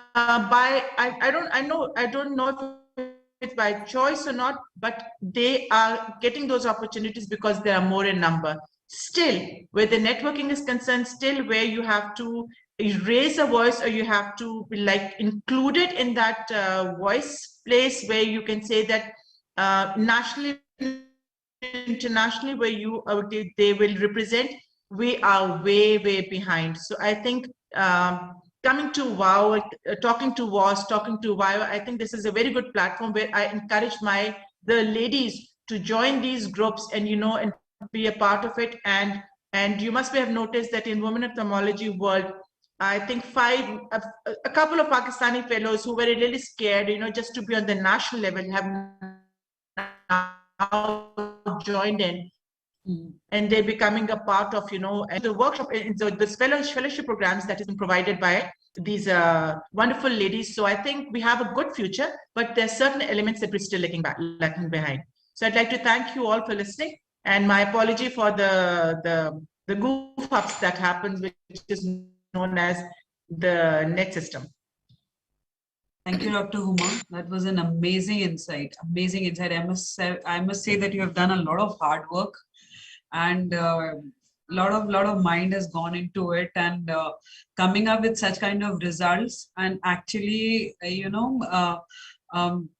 also holding them to that esteem that we are not being treated equal, and we need to have a say in the society. It's a difficult thing to actually say that also, and to support that is much ahead.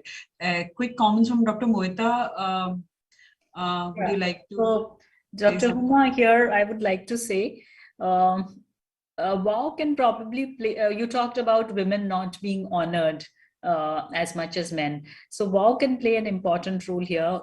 I have seen it in our country, in India, that when we are honored by an international organization, our national colleagues automatically start seeing us in a higher light, and that's what happened when we formed the Women Ophthalmologist Society of India also. There was a lot of resistance initially, but when we said that we are a chapter of WIO America, and they have given us the inputs, there was kind of an immediate recognition for the society.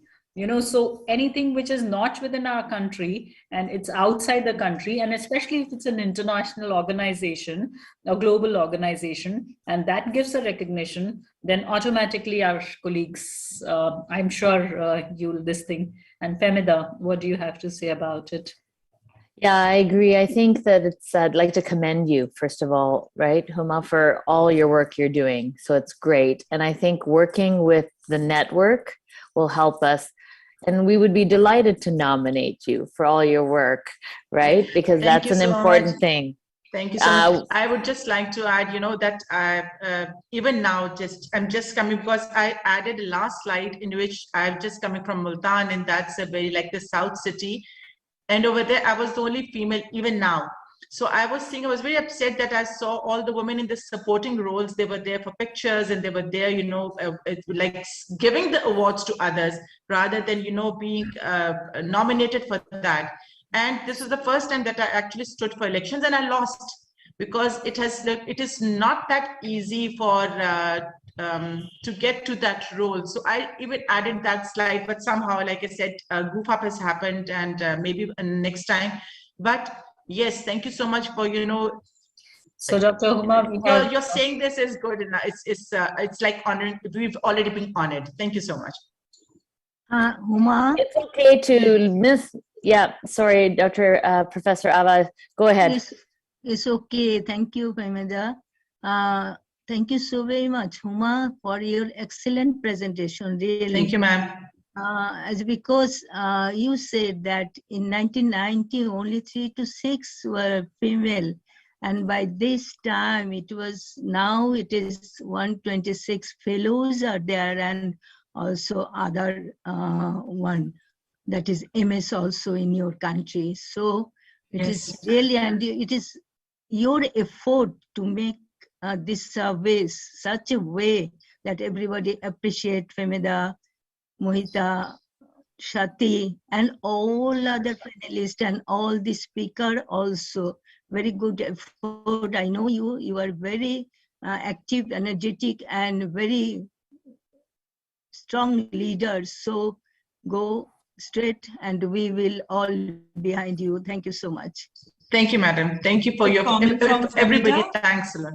Femida, quick comment from you, and we move on to our next speaker. You wanted to say something? Yeah, I just want to say that it's so often that women actually, take so much more effort for a woman perhaps to apply for a position, because we don't have that male network that says, go ahead and apply. Come on, I'm going to support you. I think that we see that all the time. And, so many times I have applied and I might not be successful, or you have applied, or we have all applied. So don't take it personally. I think that the key is that we just move forward and apply again. Right? Absolutely. I think that's the key. Apply again. Learn from that. Apply again. Maybe it'll help redirect it. And also, let us take this opportunity to nominate a colleague. Like, for example, there are the ophthalmologist is being posted. There's the top 100 ophthalmologists of the world. Nominate a colleague. Nominate someone that has stood out for you. And we would be delighted to nominate all of you, because you are all leaders in your countries. Thank you so much, Femida. Thank you so much. Thank you, Uma, for that excellent insight. And Thank you. we move on to our next speaker now. We have Dr. Ellie Pradhan from Nepal. And with her, we have in the panel Dr. Indra. Dr. Indra was supposedly the speaker, but then she's suffering from, I think, flu or something. So she is not able to speak. And Ellie had taken that role of stepping in her shoes at the last moment. And thank you, Ellie, for that. Over to you. Thank you, Dr. Swati and Dr. Mohita, for this. This is quite a historic event, I should say. So I'll be speaking on the women in ophthalmology in Nepal. So in fact, Dr. Indira and myself, both of us, we did this slide together. Dr. Indira, she's the head of department of glaucoma department of Telangana Institute of Ophthalmology, and she's general secretary of Glaucoma Society of Nepal as well. This is myself. I'm a consultant medical retina in Telangana Institute of Ophthalmology. I'm the scientific chair of SAO, president of Nepal Retina Society, standing committee member of Women in Ophthalmology, APAO, and editor-chief of Nepali Journal of Ophthalmology. So according to Ban Ki-moon, he's the past, General Secretary of United Nations. What he says is like women are engine of development and women are drivers of health. Unfortunately, Nepal has a long history of gender discrimination against women. I think it is common for all our Southeast Asian country, and the consequent exclusion from development process. And as we know, this is called the feminization of medicine, as worldwide the medical profession is witnessing an increase in proportion of women joining the field. In Nepal also, we have many female, pursuing medical education. And as per Nepal Medical Council, nearly 33% of the registered medical doctors were female in 2019, so it might have increased by now. And as for the ophthalmologist, there is definitely, as in the other, sorry for this, there's some, beg your pardon. There's exponential rise in female ophthalmologists. As you can see, in 1980, there were just 10 ophthalmologists. There are none at that time. 2008, out of 150, 37 were female ophthalmologists, and 2021, 379 ophthalmologists and 138. That constitutes more than 60% of ophthalmology fraternity. She is Dr. Narayani Shrestha, our first female ophthalmologist in our country. And Dr. Rita Gurung, she's a well-known figure in this subcontinent. She is the first female president of Nepal Ophthalmic Society. She is a CEO of my workplace, mine, and Dr. Indira's Dilganga Institute of Ophthalmology. She was given IAPB Hero in 2017. This is myself, Chief Executive Editor and President of Nepal Retina Society. This is Dr. Indira. She is the first female, Glaucoma Society, General Secretary of Glaucoma Society, and she's also like, she does all these high volume cataract surgery camps reaching the unreached. So what could be the inclination of females towards ophthalmology? According to the Medscape survey, we have the lowest rates of burnout and depression. That could be one of the reasons why we are the happiest specialty at our outside work.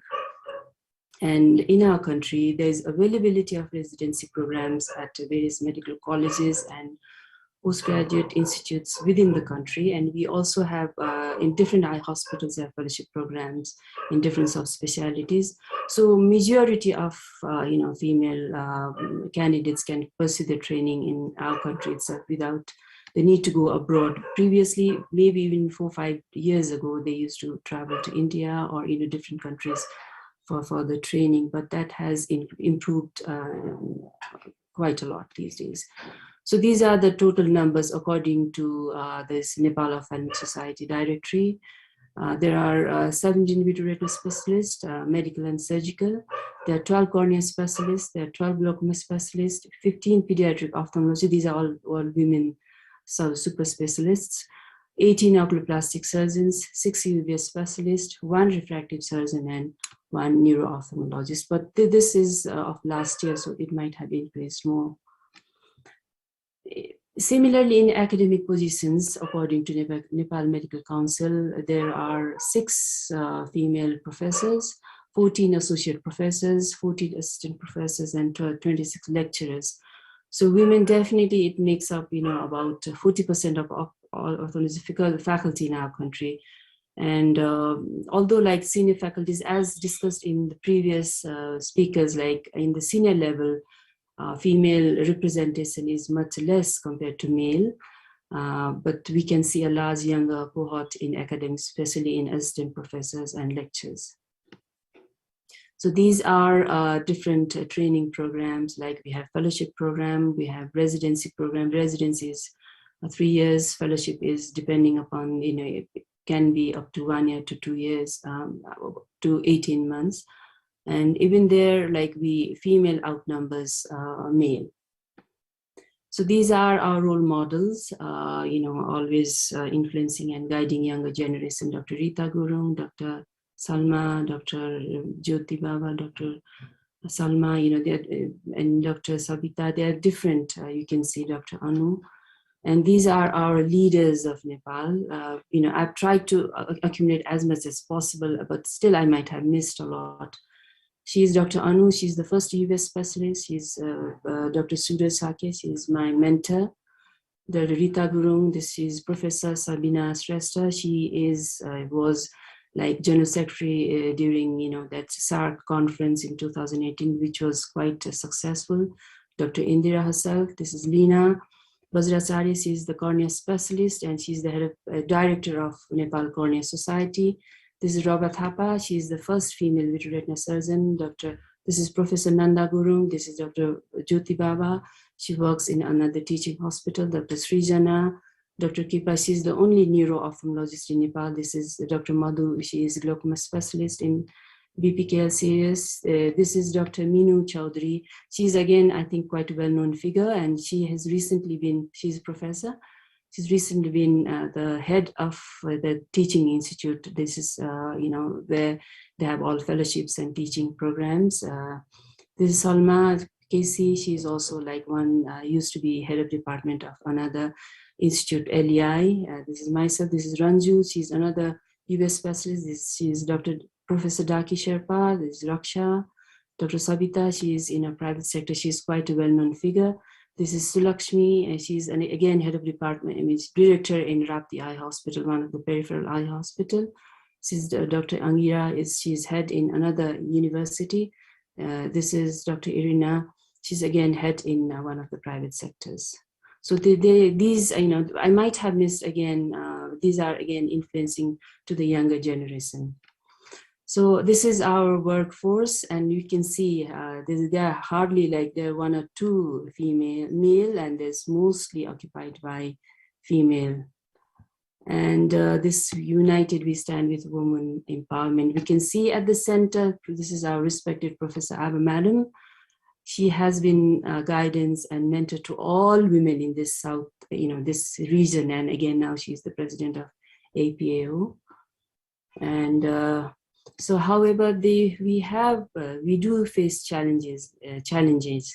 Like this is common in all women, as even in the previous speakers they have mentioned, like it's socio-cultural norms, could be biological reasons, assumed gender roles, and challenges like, again, this has been already mentioned in the by the previous speaker, like maternity leave, upbringing of children, running the household and other family responsibility. We overstretch between work and family, we curtail our working hours. Again, sometimes we also let go of our opportunities at some point due to preference given to the family over the career.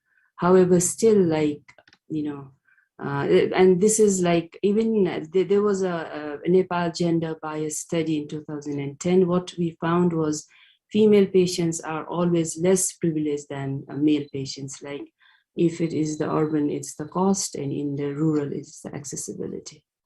But still, we always stay very strong to overcome the challenges.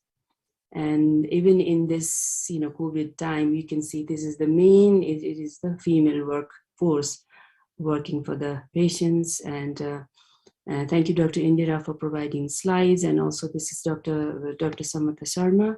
She is pediatric ophthalmologist. And both Dr. Samatha and myself, we did one editorial for in our journal. It's Women in Ophthalmology, and most of this data is taken from our editorial. Thank you all.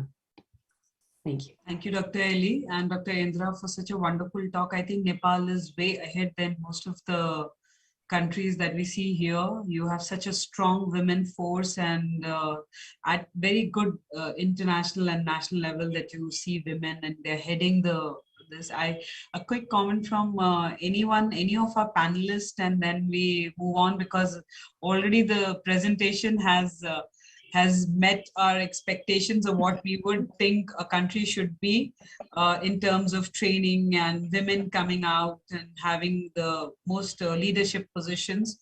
So a quick comment from any of the panelists, and then we move. I would like to say only. Yes, ma'am. As because Eli is my student, and excellent presentation, and I love to be in Nepal for several times also. And I'm really so happy to see that when Eli was in Bangladesh as a student of MBBS, and then she went back to Nepal and started her journey on ophthalmology. So it is not very far away, but she did so excellent in career, and also Indira, Rita, and all others. And I think Nepal is a very strong mindset, and they can go forward. And the leadership, which I must say to all of you, that Eli is our scientific chair in South Asian Academy of Ophthalmology. So she did a lot of scientific work and did huge program. Thank you so much, Eli. Go ahead, and you will do much more better and be a leader in all our region. Thank you. Thank you. Thank you, Eli. This was, I think that's what WOW is all about, getting endorsed by your mentor, and the mentor feel proud of the student. And this is what we look for when we mentor others. And all of us here are able to do, add a little bit to the society. So moving on to our next speaker now. Thank you, Ali, and thank you, Dr. Indra. We have Dr. Samina Zamindar from India and Dr. Aarti Nagia on the panel. May I have your slides, please, ma'am?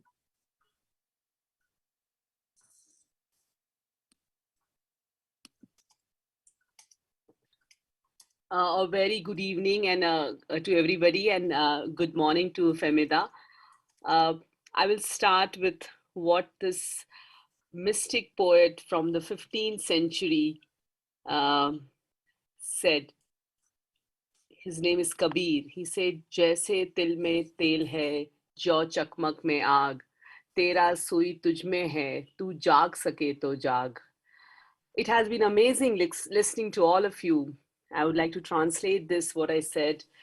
Kabir ke dohe, an Indian mystic poet of 15th century. Just as a seed has oil and a spark is the essence of light, divinity lies within you. Realize this if you can. And I saw that in all of us today, that we are all enlightened souls, and thank God for that. And thank God for this opportunity to WOW, to WAS India, Dr. Mohita and Dr. Swati. I would like to introduce myself. I am Dr. Samina Zamindar, a phacoemulsification cataract surgeon and a comprehensive ophthalmologist. I run 3 eye hospitals in Bangalore East. They are NABH accredited. NABH is the highest mark of excellence in healthcare in India. I'm an NABH assessor and a hospital infection control expert, also a member of the International Medical Directors with Seva.org. I train doctors in countries like Nepal and Cambodia, along with India. I'm the founder member, very proudly so, of Women Ophthalmologists Society of India, and I run a knowledge sharing platform known as Eye for Quality. We create awareness about quality and safety standards in healthcare. My key to success is, if you try, you might. If you don't, you won't. So this is our beautiful country, around 1.4 billion population. And last year we celebrated about something. What was the celebration? Celebration that this year, last year, we had 120 girl child as with every 1,000 male child, 1,020 girl children. And that is amazing, isn't it? That at least we cross that little bump. So when that happens in a country like India, we know that everything is going on fine.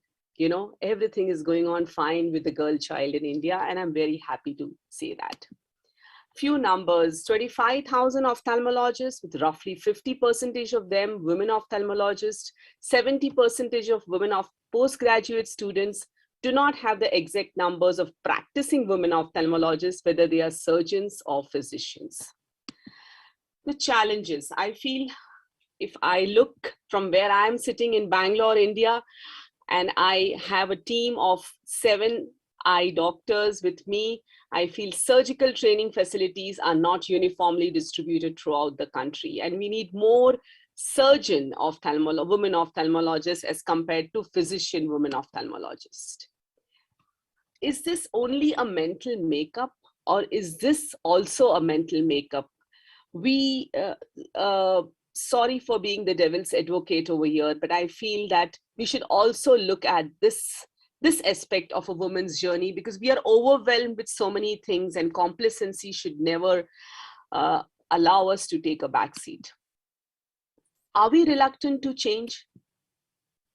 And if you look at India, we're a country of women entrepreneurs. If you look at the number of MSMEs we have got and how many women entrepreneurs are there in all sectors, why don't we have enough women entrepreneurs in the sector of ophthalmology? I think that is a very pertinent question, and I would like for all of us to decide that what is it what we need to do to empower a woman ophthalmologist to become an entrepreneur and start her practice. Do we shy away to reach out to our mentors, to take the right decision, to advise on right investments, to critically evaluate our growth, to take the courage to take the next bold step? Well, Warren Buffett once said that the best investment you can make is an investment in yourself. The more you learn, the more you will earn. When was the last time when we saw a woman ophthalmologist setting aside some time and doing something more for her own skill set enhancement, or learning something, say a management skill? It is very unknown that this happens. So you have to first become the best. There are evolving public expectations. There is increased participation in decision making. There is advancement in knowledge, disease management, and instrumentation. And there is increasing complexity in management of patients. Women ophthalmologists, you have to become the best to stay ahead of times. And this is what we need to do. Take up a leadership position, group up with people. In India right now, as I'm speaking, Bangalore Ophthalmic Society has got together and is fighting against aggregators like, there are some famous aggregators who have now working as the Ola and the Uber of India in the field of healthcare. We in ophthalmology in Bangalore are working towards letting these aggregators know that we will not take this kind of nonsense from them, and empowering the patients that this is definitely not in the best of their interest. So at every point, women ophthalmologists have challenges, ophthalmologists in general also have challenges, but complacency is definitely not the answer. We need to help each other, to pat our backs, to pull each other up and motivate and tell them that they can do their best. So this is this question what I would like to leave all of us, that what are we afraid of? Why aren't we not ready to get together, make group practices, invest in the equipment, because then it becomes easier, and have group practices of women ophthalmologists in India? I feel this was the challenge, and I'm still looking for an answer, friends. Leaving you with some happy pictures of my team, and I can only be as good as my team. And I thank again for this opportunity. I would like to now invite a very, very dear friend, Dr. Aarti Nangia, who is an excellent cataract surgeon and an excellent refractive surgeon. And she has an immense experience with working in a corporate sector. So Dr. Aarti, over to you. Please tell us about what you feel about the question I asked and what you feel about your experience in working in the corporate sector. Thank you. Thank you very much, Swati, Mohita. Thanks a lot. Samina, I must congratulate you for an excellent talk. Just about a day prior to today, when we were talking, she looked almost that I'm going to extempore speak on the challenges. I said, any which way, whatever you want to say, you will be able to put the word across. So looking at all her slides pretty much completes the scenario of India. We are very, very skilled surgeons. We are very poor managers. We are financially not independent. So we are not taken seriously. As a result, I kind of got the opportunity, like an opportunity, not really on a platter, but by chance that I happened to be in a corporate for about 18 years, also in a charitable institution as a medical director, and also in a standalone institution of the tune of the repute of Center for Sight as the entrepreneur business partner. So I could be in all these positions only because I had to keep proving myself. And that's how there was a little wave that I will be able to do it. But most of the women are poor negotiators. They take up any job because they don't have the confidence and the finances to prove that they can still wait and do a better job. The challenge with us is that we take up and grab any job we get because we professionals to be taken back home and in the public. We being skilled surgeons at par with the men surgeons, there is a gender bias. We are still not holding the higher positions. We're still not doing group practices.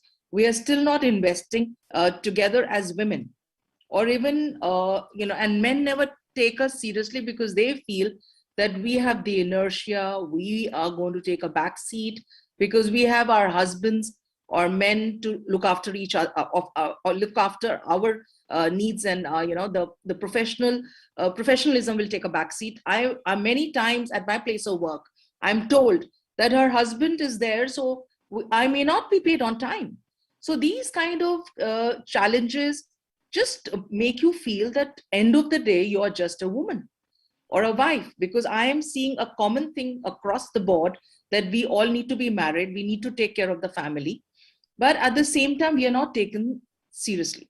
So we need to upgrade ourselves as entrepreneur business partners, as directors, managers, as more skilled surgeons, so that we take up bigger positions. I feel these are the challenges. Being a skilled, paraphernalia in India, that we are still amongst everybody who's spoken about the challenges they had as a woman. Absolutely. Very well spoken, Dr. Aarti and Dr. Samina. I agree with both of you. And definitely it's a task to be an entrepreneur and to learn, as Femida said, the management skills are very important, and we definitely, kind of settle for a little less than what we deserve a lot of times. I agree to that. And that was really from the heart, Dr. Aarti. I could feel that. And maybe have a quick comment from Femida. What do you think? Is it the same in your part of the country, or is it something different that we look at here in India? No, I think that everywhere women don't negotiate perhaps as fiercely as we should. So we actually have some negotiation skill training programs, sometimes through Women in Ophthalmology.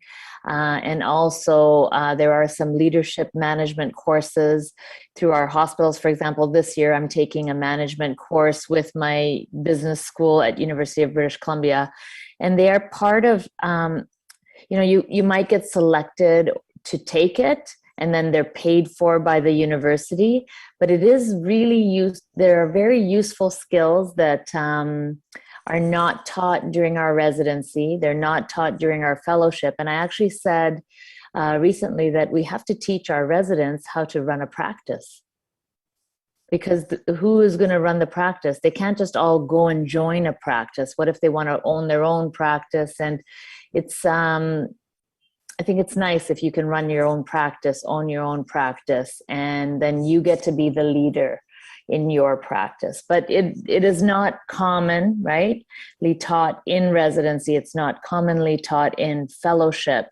And because those skill sets during residency and fellowship are all about surgery, becoming the best surgeon. But then once you become the best surgeon, or you're skilled at doing all the surgeries, how then do we work in our practices? How do we negotiate for a higher salary? And in women ophthalmology in the USA, it actually came up too, because, some women were getting paid less than men for the same work, for the same numbers of cataracts, or the same numbers of, I do oculoplastic ptosis or lid surgeries or whatever. And it should never be that. So we have to learn how to stand up and negotiate well. And maybe by working together and showing each other our values, saying, okay, this is what an average ophthalmologist should make it when they graduate. People should know when they graduate, this is what you should, be trying for. What do you think?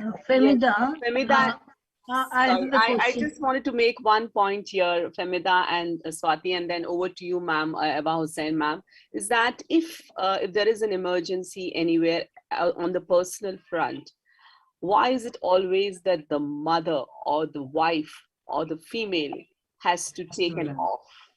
When you ask the question that why male ophthalmologists are paid more, you have to also understand that if there is somebody who is running the business of ophthalmology, that person has to run the show. And at a critical time, a female ophthalmologist will say that I have to go because my child is not well. But the husband or the father can also do the same. But it is every time that the female ophthalmologist has to go. That has not changed. And that you're not ready to change, things will not change. So sorry, Eva ma'am, all yes, no. Thank you so much, Samina, as because this is my question also. You have already explained it very nicely. Why always mother will go, and if one person, if a junior mother repeatedly go to her boss saying that my child is not well, my child is sick, what she will do at that time, or what her boss will say, always giving some lame excuse like that also. But this is not the true. This is happening in my hospital. There are some young ophthalmologist mother, they are taking leave, and I'm saying that in Taiwan 2 months maternity leave, but our government is very kind enough that she has given a 6-month maternity leave. And so it is better that she can at least make her baby in that position for 6 months and left her at home to her mother or mother-in-law and then come to the work. But I would like to ask Femida one question. I have seen in the journal that US female doing lot of work than the male, but paid low. I am very much, I don't know how to fight against this. Why this is happening? Why? Yeah, Doing this lot is of work, but paid is less than the male counterpart. Yeah, it's a very big issue, actually. It's a great point. And, you know, it starts from the starting salary. So if you join a group practice and the starting salary might be lower for a woman, the woman may not know that this is not my value. And so actually recently, some people were now sharing that this is what I'm getting paid. My starting salary is at 150, or my start, you know, it depends on what your starting salary is and what institution. But if you don't know, you might say, okay, maybe my starting salary is 120, I'll take it. So I think it's really important that this negotiation, like we have to tell our residents and fellows, you know, learn what your value is. Ask your colleague that's male, how much should we get paid? How much should the starting salary be? How much are you going to accept? In my position, like as a female ophthalmologist in Canada, I started my own practice. So it's very different. I make as much money as I earn, right? So it's my own practice.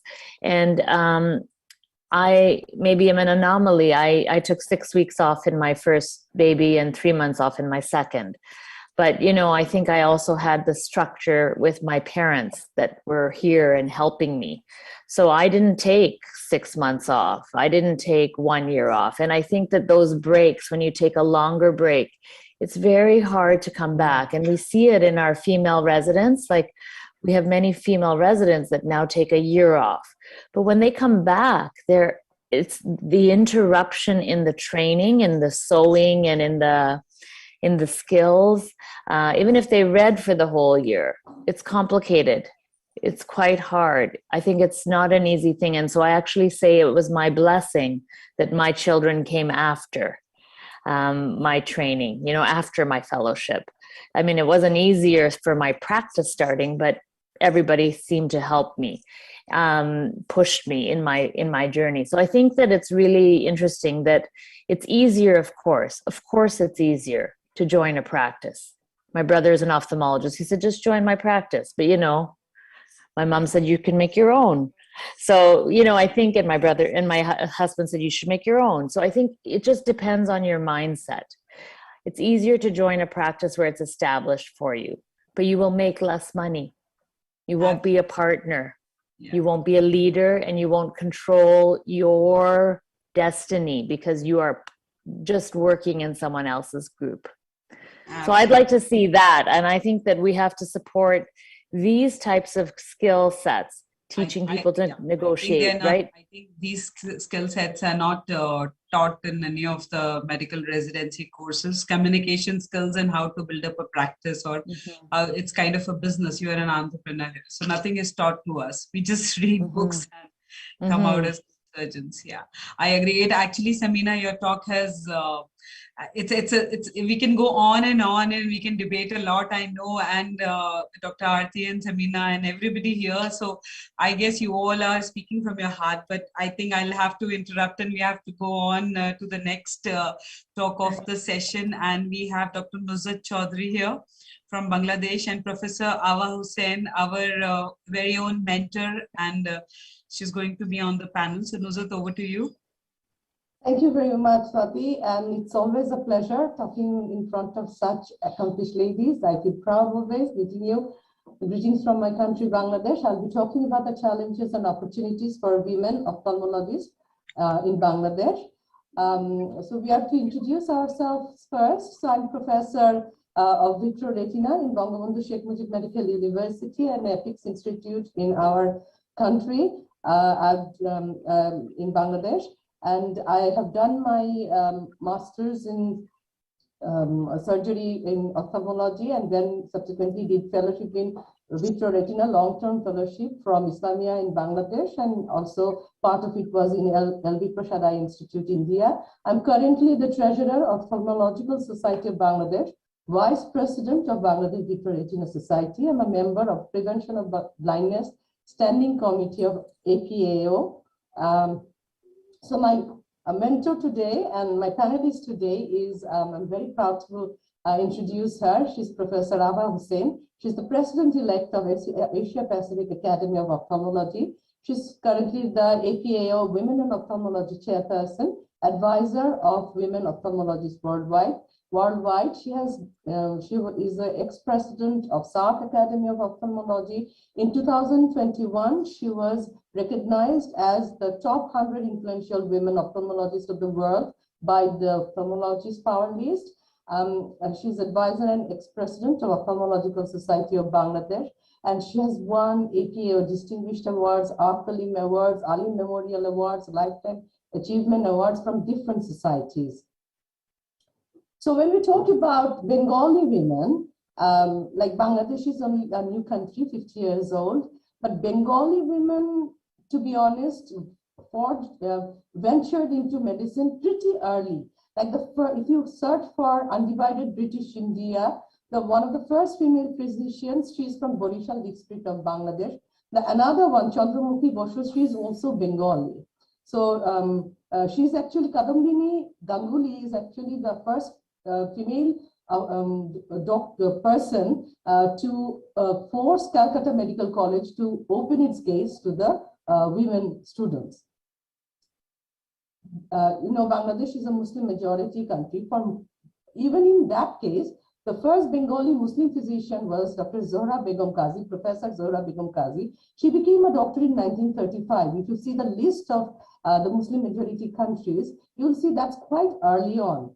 And she became, she retired as the professor of Dhaka Medical College. But when we think about Bangladesh as a society, even though we have such trailblazing women, things have not changed that much. It is still same as any South Asian country, probably any Asia Pacific regional countries. It's a patriarchal society.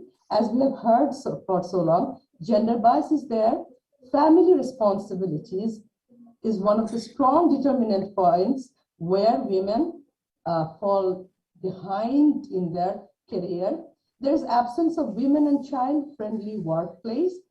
There is not enough representation at the top and decision-making level.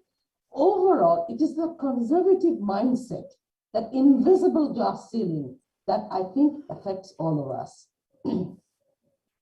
I'm sure all of us is pretty familiar with this picture and can identify with it, this unfair race that we are up against.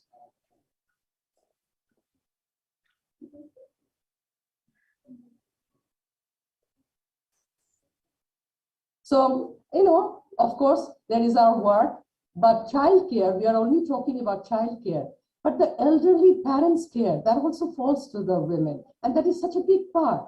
Social life, housekeeping, everything is such a big part of our life. So we have to juggle our career as well as our lives in between. So where do we stand today in ophthalmology? See, as I said before, that in medicine, women ventured pretty early. But in surgical line, they have not been that prominent. So in ophthalmology, if you see, there are a total number of 11,150 ophthalmologists as of today. Male ophthalmologists is 913 and women 237. It's like very small percentage of female ophthalmologists even today. So if we make it a graph, this is where the men are, this is where the women are. But I would just draw your attention to the upward trend in women participation. So the journey, you know, when this young lady did her fellowship in ophthalmology, she was the only one in her batch to do fellowship in ophthalmology, and it was in 1985. She was the only one, and she is today. She has broken the glass ceiling of not only Heart Society, but South Asian Academy of Ophthalmology, as well as APAO as a society, because she is Professor Abha Hussain. She's worked with all the best. She has won so many awards in her country and otherwise in other countries. And currently she's the president-elect in 60 of Asia Pacific Academy of Ophthalmology. In 60 years history of APAO, there has never been a female ophthalmologist. So she has managed to break that invisible glass ceiling in so many fronts for us. And it's such a proud thing to say, to be able to say that she comes from Bangladesh. The tide is changing as a whole in medical arena, like we have heard from other speakers. If you see from the middle of the first decade of 2000, like 2005, 6, 7, especially when the quota system for women was taken away, merit-based admission was there, suddenly it was found that more women are getting admitted in the medical colleges. Now there are 55% of the students are female. These are the MBBS graduates. See, this graph is very interesting. Up to the middle of like 2007 or 6, 5, there are more male. It started with more male, but it is declining. Less women were there. As I said, it started with Professor Abha Hussain in 85, but the trend is upwards. And now today we have more female training. This is training. Ophthalmologists, not so much, but training, and they are coming up. So I hope in the future when my trainee speaks in WOW, she will have a different picture to present. In my department, because we were talking about decision-making posts, the gender distribution of faculties is 8-8. So we have 50% teachers and posts taken up by female faculties and 50% male. So it's quite equal between us. But when it comes to gender distribution among our residents, as I said, female ophthalmologists now make the most of our residents. So that's an upward trend for female ophthalmologists. So, you know, the challenges that we were talking about, some of the challenges we can make into opportunities. Like in a patriarchal society, not so much pressure is given on the women to be the breadwinner. So maybe we can focus on our career and other things more, sometimes in the initial part at least. You know, family responsibilities are there, but also our extended family members, especially grandparents and uncles and aunts, do share a lot of load of looking after our children. House help are still available in Bangladesh. Because of the internet, networking is so much easier. There are so many societies and conferences, so you can showcase your achievements. So if you're willing, you can go out there and network and showcase your achievements. And, you know, representation at top level, as I said, is increasing and role models are there. As I was saying, Abha Hussain is now the first female president-elect of APAO. We have had recently the first Major General, Dr. Suzanne Geeti, inducted as Major General recently. Professor Najmun Nahar became the first female president of Bangladesh College of Physicians and Surgeons. So she became the leaders of not only the surgeons and physicians, but all doctors, all fellows. And Dr. Deepu Moni is currently our education minister. She was a foreign minister previously. So we have, she's very powerful figure in our current government. So we have decision maker women in Bangladesh at the moment. So I think at the end, it is up to us. We have to believe in ourselves. We have to do very meticulous career planning. There are only 24 hours in a day and 7 days in a week. So time management is very important for a career woman, a mother, and we have so many things in one. It's called like we have 10 arms like Ma Durga, and take family help whenever it's necessary. We have to prioritize. Today's priority may not be tomorrow's priority. So we have to prioritize what is important for me today. Sometimes it is training, sometimes it's my daughter, sometimes it's my other entrepreneurial work, managerial work, sometimes it's my academic work, and we have to customize accordingly. We have to learn to become a team player and learn to delegate as we rise up the rank. We should not compare ourselves to others. Everybody's journey is unique. They all have challenges, and particularly, I don't think we should bother ourselves by comparing with our male colleagues. But we should always strive endlessly to improve our surgical skill, our academic skill, our entrepreneurial skill. Samina just said, this wasn't in my mind actually before hearing her managerial skill. All these skills we always should be improving ourselves. There is nothing, if we don't have good skill, if you're not good surgeon, if you're not good speaker, if you're not doing scientific research, nothing can pull me up. So we need to document and showcase our achievement. We need to learn to do networking. But when we are doing all these things, we must learn to take care of ourselves as well, which is something frequently we sacrifice. In Bangladesh, female education is free up to graduation. It's not the 12th class. It's up to degree. Education is free. And female employment is on the rise, therefore, in Bangladesh, in all sectors. And our wish is that all ophthalmologists, male or female, should achieve their full potential and serve to the best of our ability. At the end of the day, the highest level of service to our patients, that is what matters. And these beautiful faces, I hope they are my residents, some of them. You see, Ava Madam is there. We are all her students.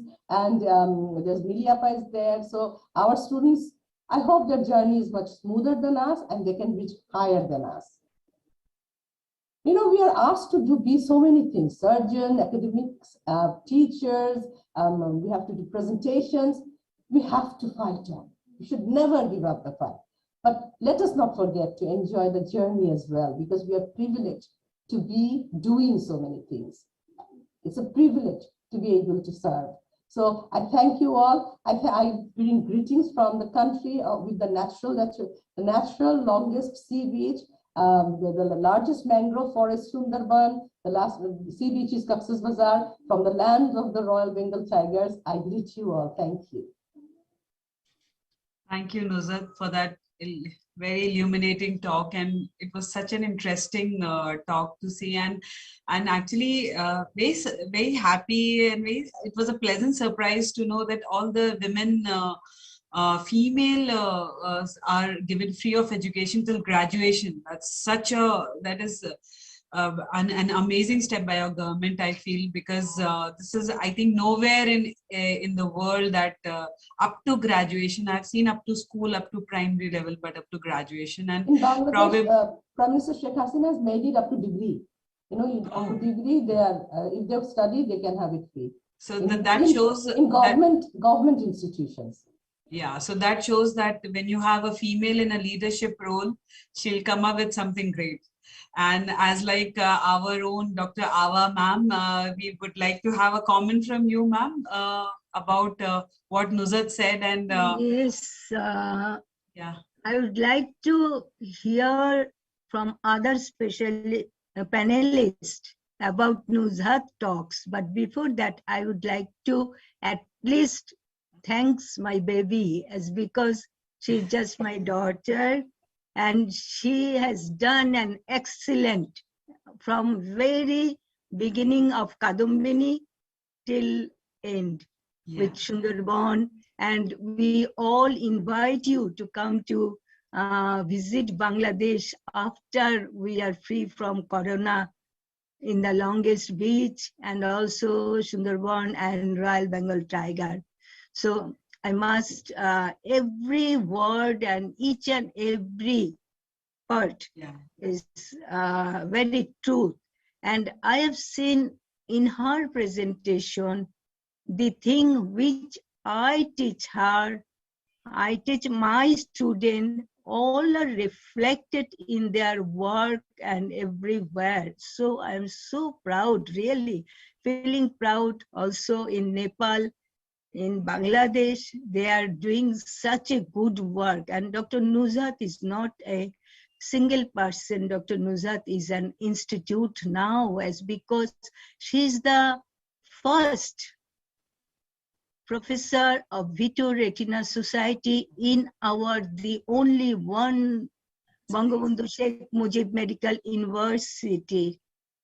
So in that university, she is doing ROP in such a way. I am telling her that you are the mother of ROP.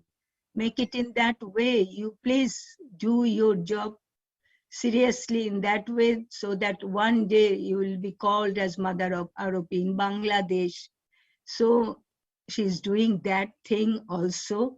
And nowadays, yes, of course, I have started single way for a long time, and after motivation and inspire the other women, I am really achieved that they are coming to ophthalmology and doing such a nice job that you have seen the graph, that the male graph are coming down and the female graph are coming up.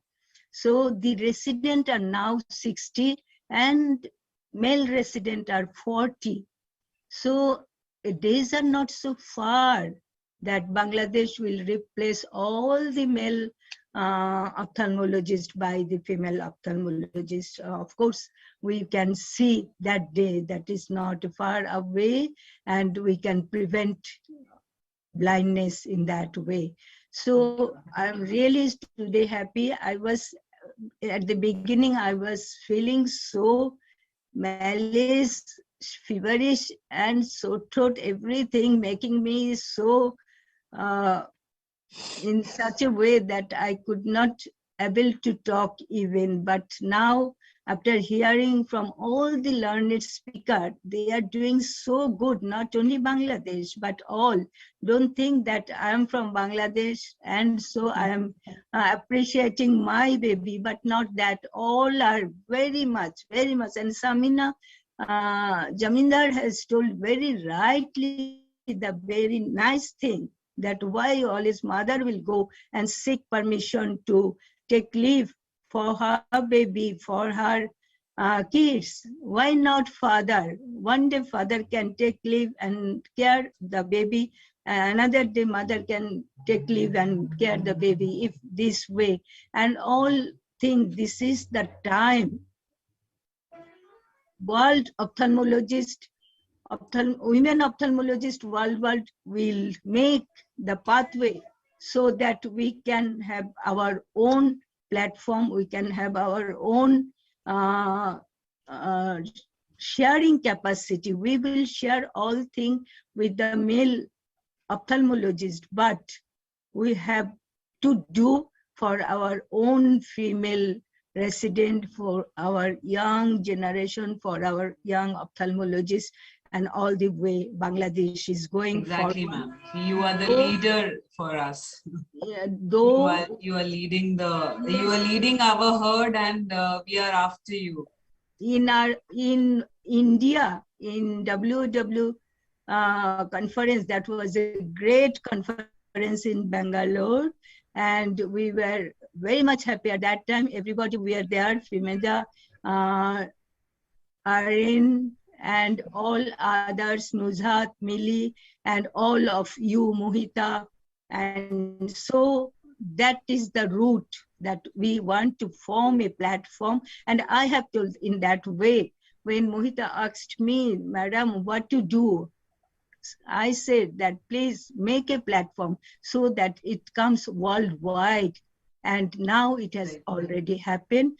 So thank you, Dr. Femida, the president, and Dr. Mohita, the very outstanding Secretary General of WOW. Thank you very much. Thank you. ma'am. Shati has Jessica, done a great thing for this webinar, and Shati is always Thank you, doing ma'am. great. Thank you. Thank you, ma'am. And thank you for joining us in spite of being sick and not able to keep well. Jessica, a quick word from you, and then we move on to our next speaker. Jessica, you want to say something about Nuzhat's talk, or you want to have a quick comment from your side? Yes, not only from Nuzhat's talk, but I'm very much enlightened by all the talks that have been given tonight. I mean, you know, women in ophthalmology has not really been very active in, I mean, as an organization in our country, but after this webinar, I am very much excited to really try and form an organization back home and probably do what you guys are doing. And I'm just amazed at how you guys are working and collaborating as women in ophthalmology, you know. Thank you. Thank you, Jessica. So we would just move on to our last talk of the day.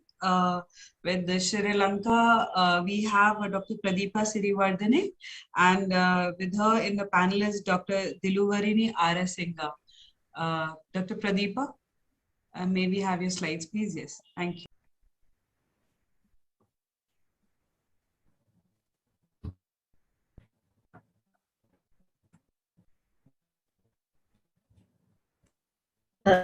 Good evening and good morning, Femida. At the outset, let me thank the organizing committee, Mohita and Swati, for giving us this opportunity to talk about the setup in our country.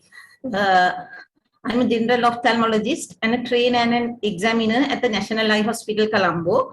I'm the current secretary of the Board of Study in Ophthalmology, and I'm the current treasurer of the council of our society and the current chairperson of the Glaucoma Interest Group. I was a past president of our society in 2016. I'm a graduate of the LDP, and I'm the focal point for childhood blindness of our Vision 2020 program of our society. Let me introduce my colleague, Dr. Diluvarini Arasinga is a consultant ophthalmologist attached to Golden Key Eye Hospital, and she has a special interest in glaucoma and has represented our country in many international meetings as an invited speaker. She was the president of the college in 2019 and is a member of the Working Committee of Women in Ophthalmology, APAO, and is a council member of the SARC Academy of Ophthalmology, and she's a graduate of the LDP. I'm going to, before I go on to talk about our training, I'm going to talk about the basic education for women in my country. So according to 2015 statistics, it is noted that we have an adult literacy rate of 96.3, and women are able to get at least a primary education. One thing is that because we are also a country in which primary, secondary, and tertiary education is provided free by the state. So this factor and the prohibition of child labor and rules that it is compulsory for the child to attend school till they reach the age of 14 has at least ensured that women get at least a primary education. So these women who have at least a primary education will seek antenatal care, will have better idea about nutrition, and will get their children vaccinated. So this education of women has contributed to the low maternal mortality rates and low childhood mortality rates and high immunizing coverage in my country.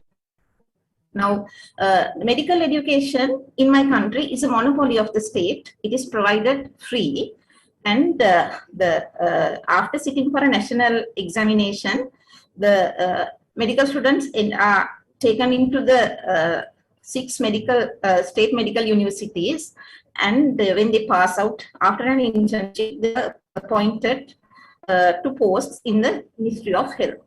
Those who want to pursue a career in postgraduate education have to sit for a selection examination conducted by the Postgraduate Institute of Medicine of the University of Colombo, and then the intake depends on the cadre positions, the cadre vacancies in the health ministry. And for ophthalmology, currently only are taken in. So they sit for a selection examination in sciences, after which they get 1 year training, and they get after this they get they have to sit for the basic sciences in ophthalmology examination. Before this examination, they just get a basic training in ophthalmology. The proper training starts after this examination, which is 2 years. At the end of 1 year, they sit for the optics and refraction exam. The 2 years involve 6-month rotations, and they have to undergo training at the main training center, that's the National Eye Hospital. After they finish the training, they have to sit for the MD exam. Then after that, 1 year post-MD local training and 1 year overseas training in a recognized institute in UK, Australia or India. And then they pre-board education assessment.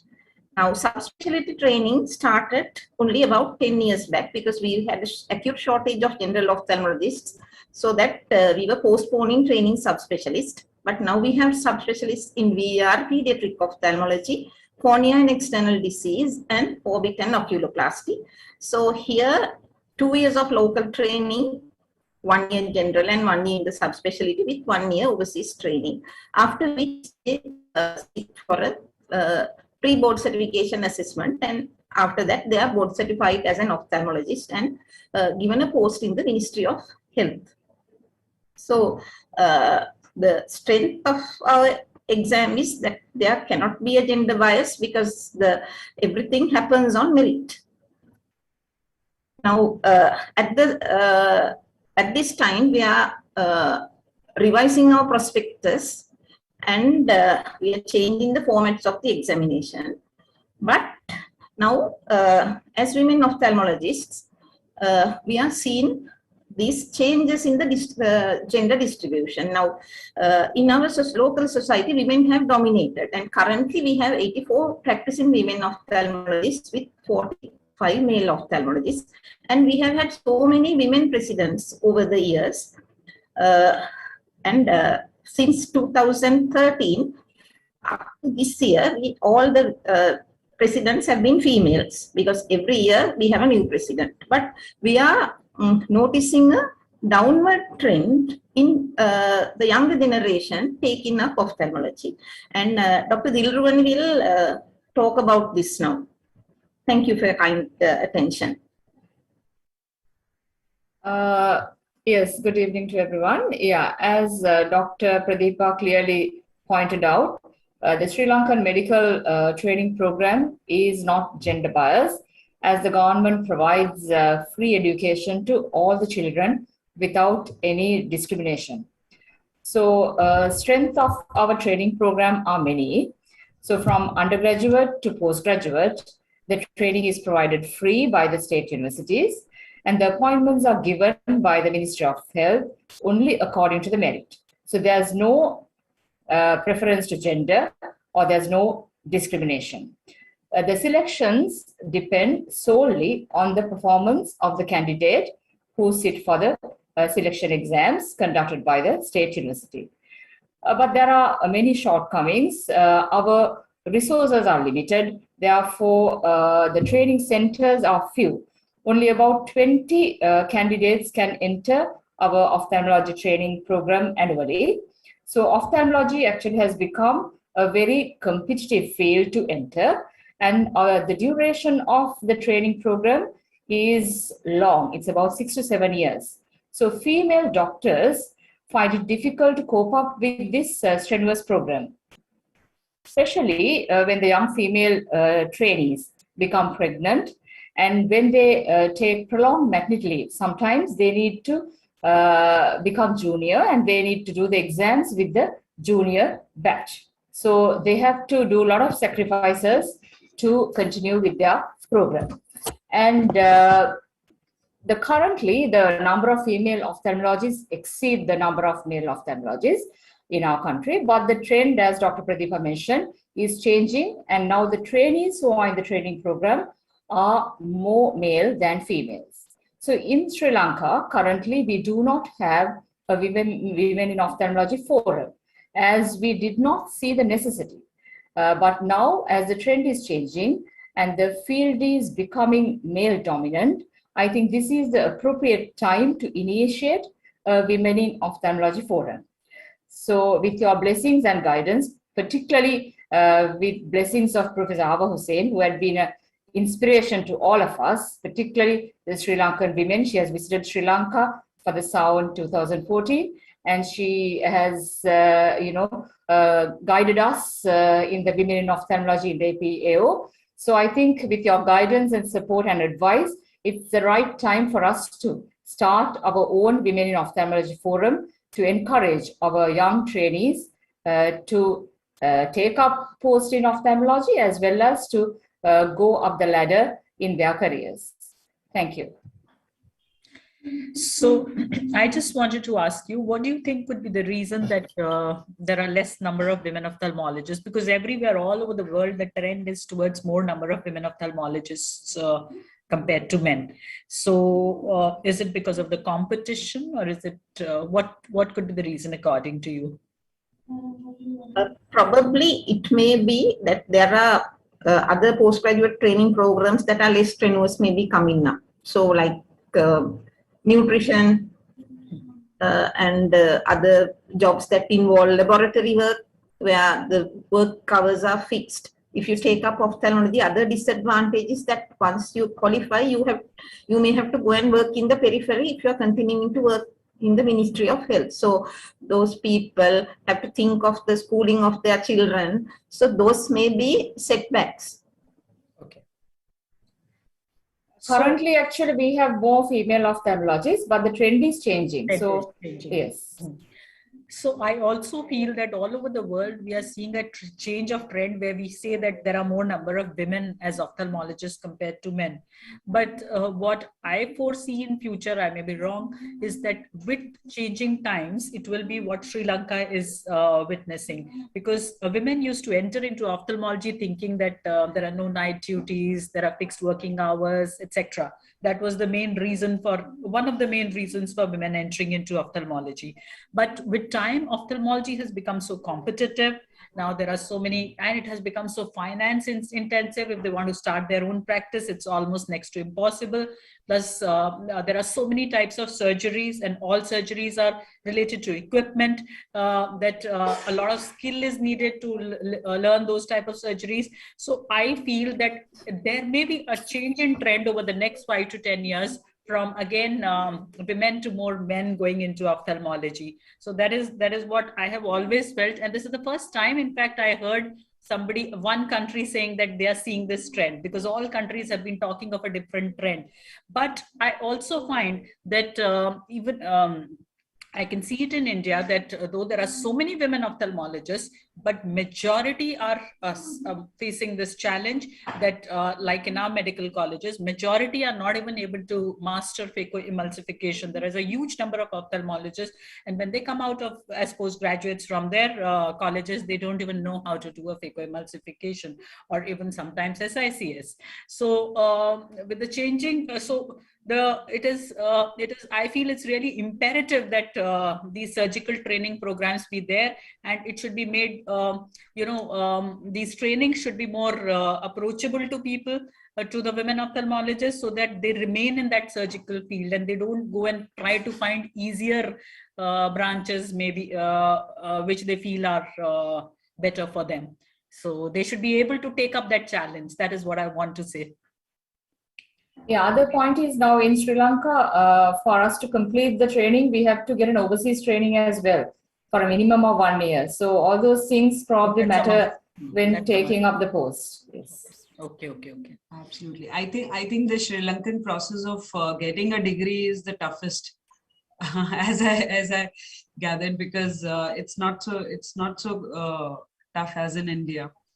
So now we are actually reaching the end of our webinar today, and we have a very interesting survey results that we needed to share. And the survey was designed by Dr. Ishita Agarwal, who's a resident in ophthalmology in India, and was overlooked by Dr. Maya Arda, Dr. Mohita, and myself. And we thought that it would be a good, it would serve as a baseline for what we thought and how it would go. It was well circulated in India. And I would request Dr. Ishita to present the survey results, and Dr. Maya has some very interesting questions to share thereafter for a panel discussion. Dr. Ishita, please. And just as Ishita begins, I would like to say that last African webinar, there was a very interesting panel discussion which was chaired by Dr. Ava Madam and Dr. Susan McDonald.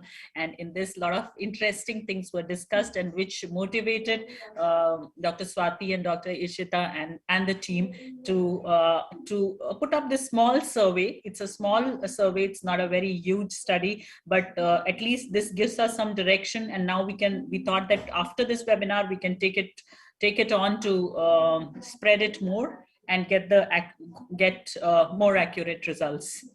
So thank you, Ishita. Ishita is a young girl who has done this, and we are really proud that we have such ophthalmologists who are getting associated with WAS and who are thinking with WOW, and they are thinking about their fellow colleagues and their seniors and seniors also, and coming up with such surveys. Thank you so much, ma'am. Good evening, everyone.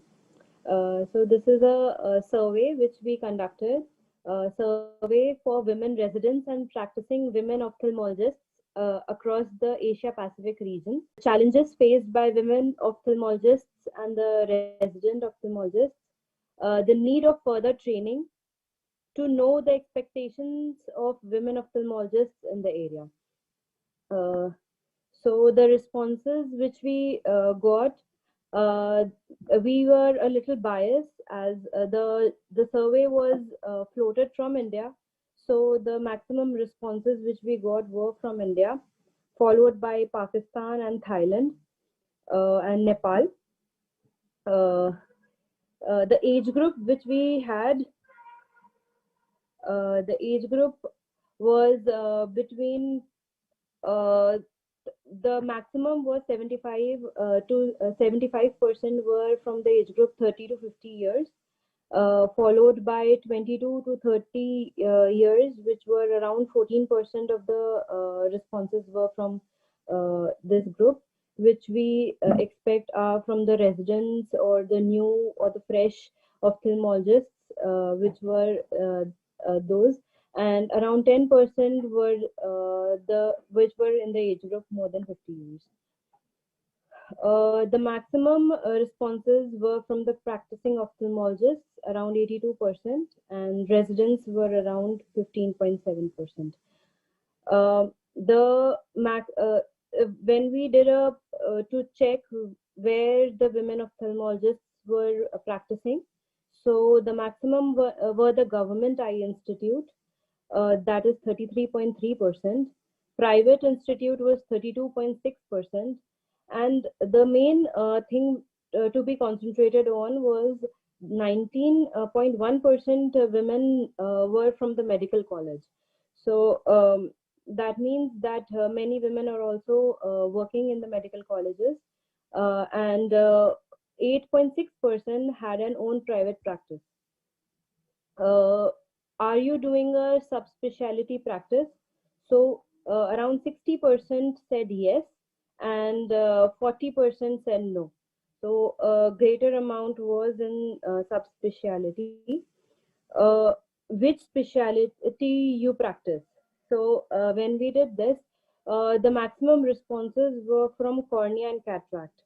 That is 27.7%, followed by retina, 14.6%, then glaucoma, 10.9%, pediatric ophthalmology and squint were around 9%.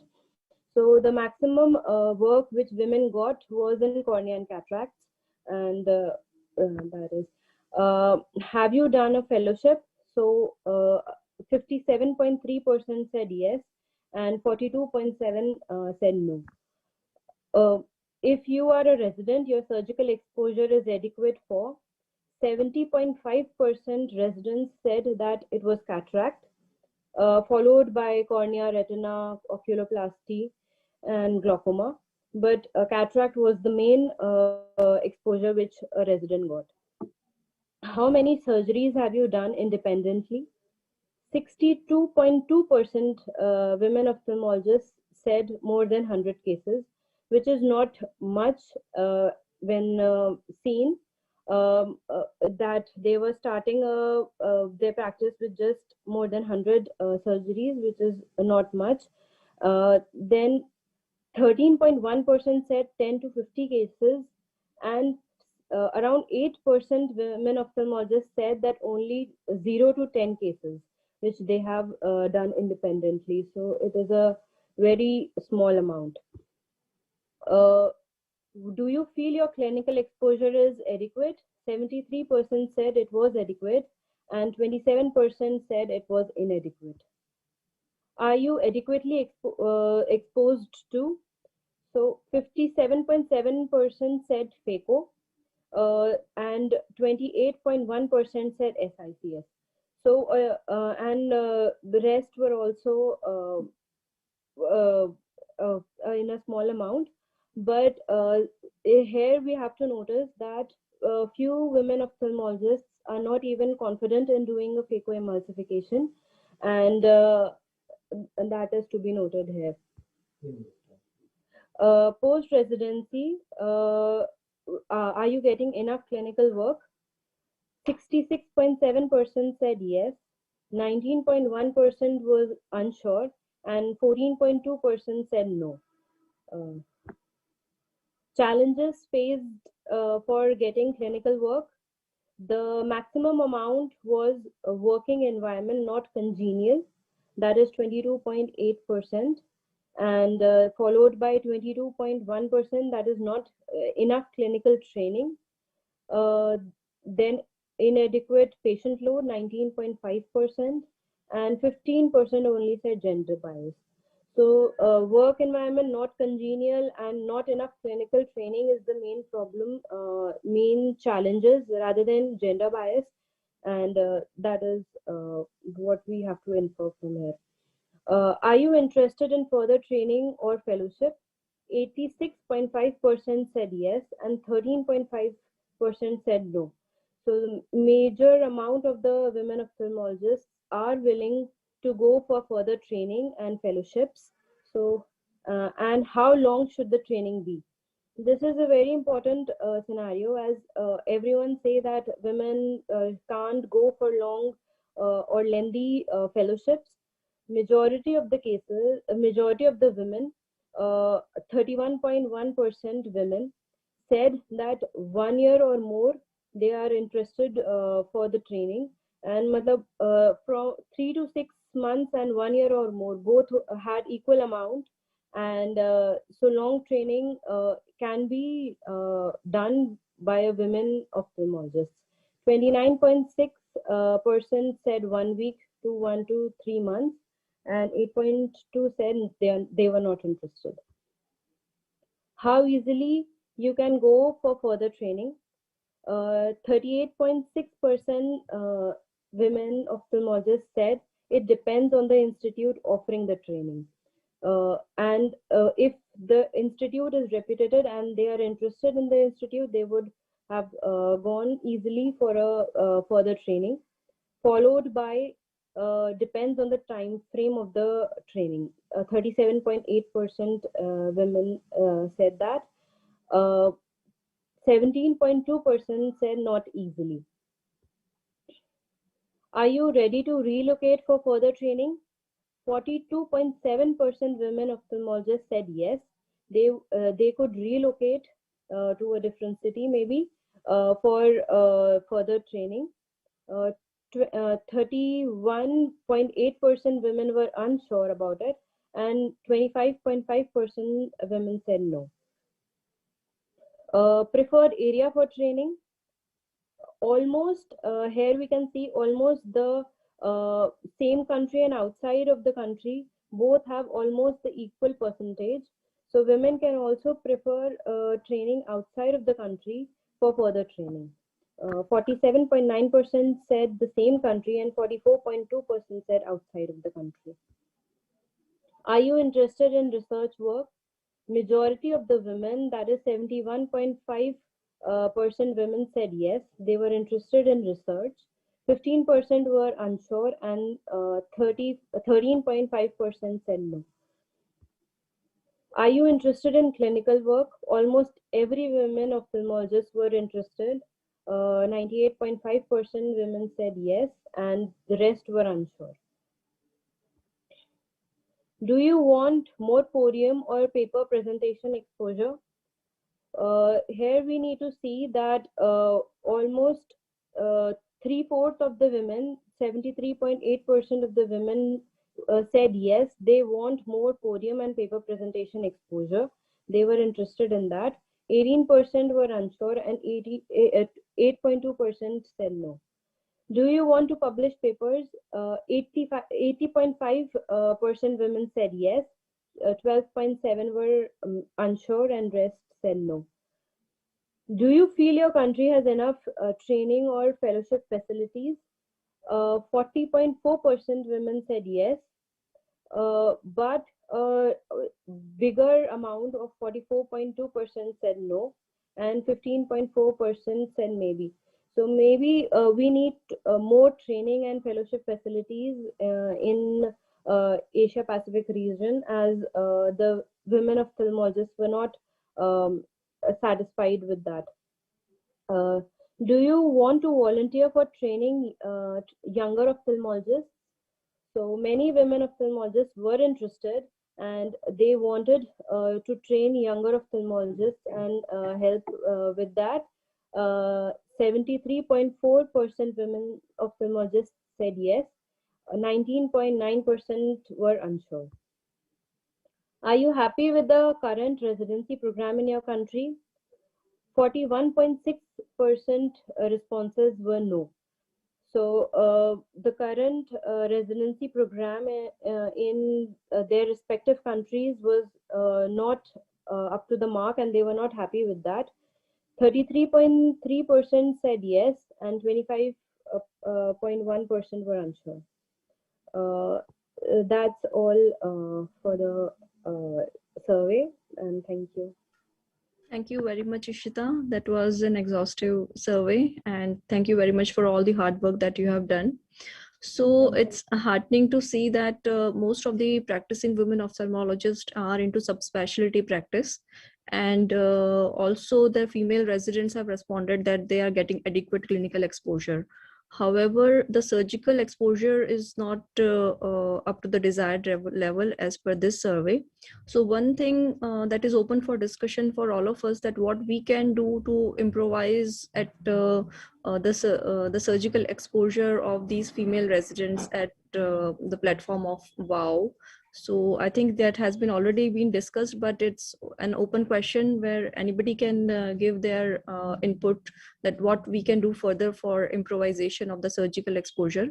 The other thing is that only 8% of the practicing female ophthalmologists have their own practice. Most of them are associated with either a medical college or private institutes. So like Dr. Samina also said, how we can stimulate the women ophthalmologist, physician or surgeon to become a women entrepreneur and start their own practice. So these two things I think we can discuss first before moving ahead. So I would like to give one comment. Like you said, like from the survey, what I could see was 60%, roughly around 60% felt that they 60% felt that they had adequate exposure to surgical this thing, but around 86%, I think around 86%, Ishita, am I right, said that they would like an improvement in their skills, right? So though they have been, they have got the training, but they feel there is still scope for improvement. So that's a huge number, 86%. And simultaneously, we find that around 80-something% is also saying that they are willing to train more ophthalmologists. So it's a very, very heartening thing, first of all, to see that there are many who are willing to be mentors.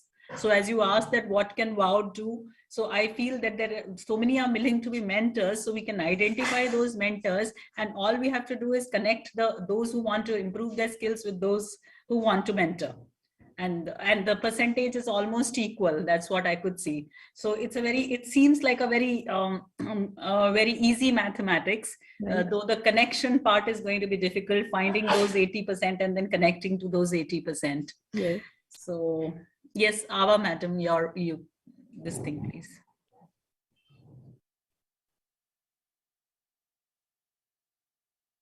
Yes. Ophthalmology is a surgical subject. We can't say there are somebody they will do only physical physician and some are the surgeons. No, that should not be. 100% should be a surgeon. 100%. And that should be prior to, I think residency period is the best time for learning, for training in either way, as because when we were students, we didn't have any wet lab. But nowadays, there are so many ways to learn. So that is the foremost duty of all, as because this has shown already, the survey has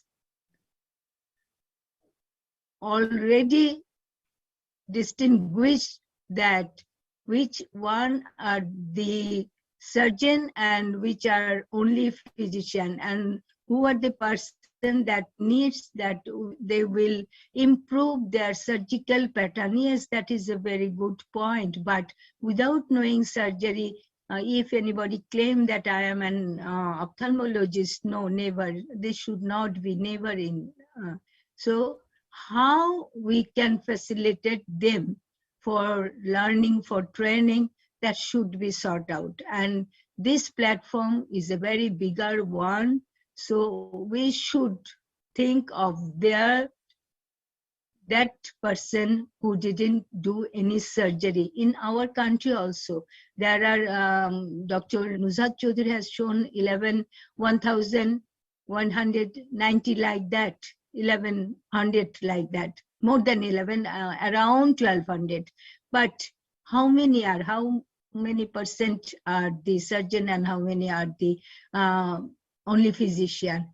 That should be sought out. And we know almost 60% are surgeon and 40% are non-surgeons. So this should be in every country. This should be sought out first, and we should do, priority would be there that they should teach the surgical procedure. In last webinar also, we talked so much about the surgical procedure. So I think Mohita, Maya, Shati, Mohita has a very strong hand. Maya, Shati, and this Ishita, I didn't see her face. I want to see her face as because she has presented in a nice way, just like the speaker in this webinar. But we didn't see her face. She's Still, there. You can say very hello. good Yes. person. Yes, Oh. there she is, madam. Oh, nice. A beautiful girl. So nice, so nice, so nice. Yes, little girl, of course. And that is what I would like to say. I'm feeling really bad now, Mohita, Maya, Shati. If you excuse me, I can leave now, as because 3 hours Thank you. almost, more than Thank 3 you hours. so much, madam. Thank you so much, so madam, much, for ma'am. being here. Thank you, ma'am. Thank you for your inspiring words. And I will share with you. This is very important for me, and I want that every women ophthalmologist is a surgeon, so that nobody can say that women are only talking and they want to be ophthalmologists, but in real sense they are not ophthalmologists. Not that.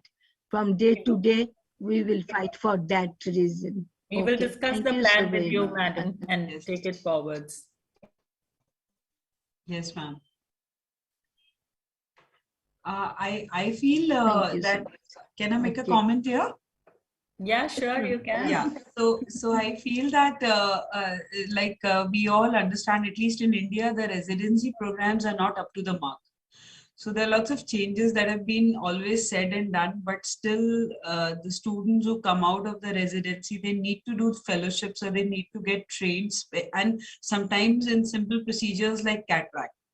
So that is what I was discussing when Ligia was presenting these simulation-based cataract surgeries where there are lack of patients. And if we have centers in collaboration where we can send students and they can learn during the residency, at least the art of cataract surgery or the art of phacoemulsification. And the other thing is that the training institute that are ready to mentor through WOW, it's also the surgical part, but also the clinical part that has to be looked after, because as Dr. Mohita said, it's machine-based. Our branch is machine-based, so we need to learn the know-how and knacks of each and every machine, and it is during the residency that we are expected to learn, because when you pass an exam or you go ahead and you see a lot of machine and you have never seen before, so it is very difficult to interpret or even do a procedure. So I think it should be a culmination of both the clinical and the surgical aspect that we can have, and there could be separate mentor institutes who are very good in their machines and handling. They can mentor for this, and other institutes which have a very good surgical load can mentor for surgical trainings. So, and my suggestion is that all the countries, they should take this survey and get it answered by the women ophthalmologists there, so that we can, even country-wise, we can analyze it. If we analyze it country-wise, then accordingly, now Sri Lanka may be absolutely different from Mongolia, and Mongolia may be different from China, and China may be different from India. So if we can country-wise, as we said, there was one of the countries, which one, Mongolia, where they said that they can be mentors. I think Mongolia. Which country was that?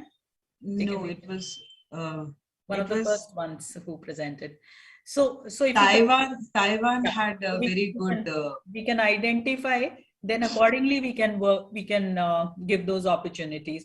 And secondly, Ishita, I felt that we should make this survey. It can be divided. The responses can be divided based on the age group also.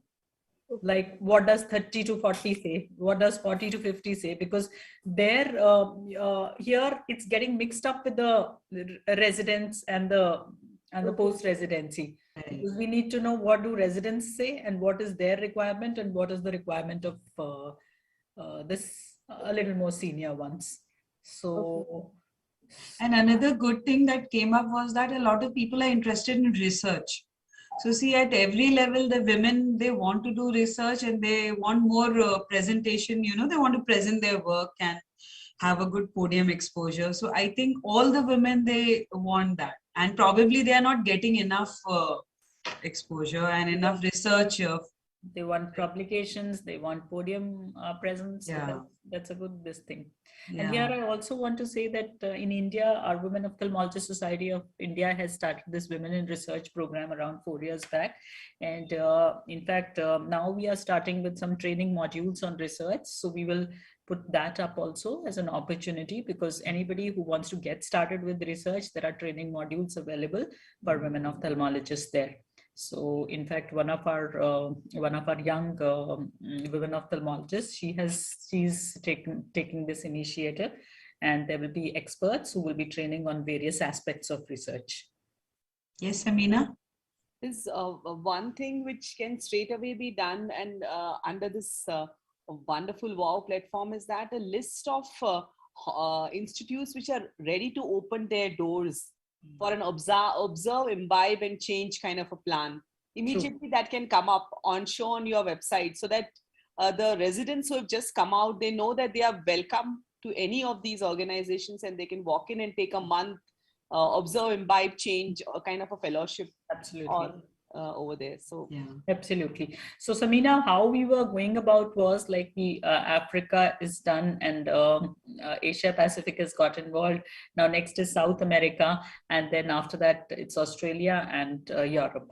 Now we finish all this over the next 3 months, and once we do this, then after that we thought that the next step is what you said, that everybody can provide what their opportunities are, and we can put it up. Or if you say so, we can start off now only. We can from wherever it has been already done. Yeah, I feel the pandemic has taught us that planning is not everything. Doing is, we should not wait too much on planning. So let's start. True. So let's start. You're right. Mugi, you want to make a comment?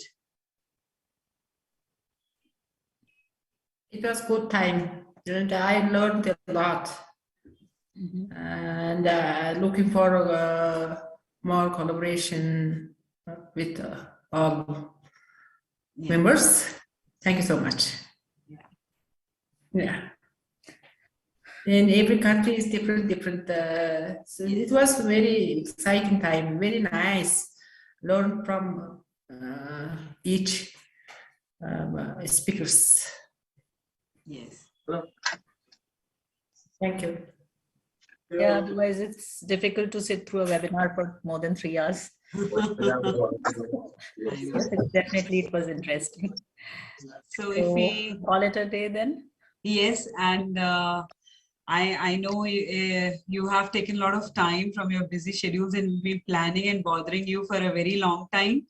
And it was such a pleasure to have everybody here. And I think this was the most informal and one of the most interactive webinars that we saw. And one thing I like that people introduce themselves. So this is very important that you introduce yourself, because you're the best person to tell us who you are and what you want. So thank you for everyone for joining us tonight. And I wish to thank Maya, who sat through the whole webinar for just to coordinate the quiz and coordinate the survey.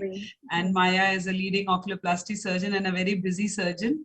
And she's a recent mother. Yeah, Maya, please. Yes, ma'am. Recent mother. On this point, I want to say that we were discussing this thing, that why only mother has to take the leave for the child.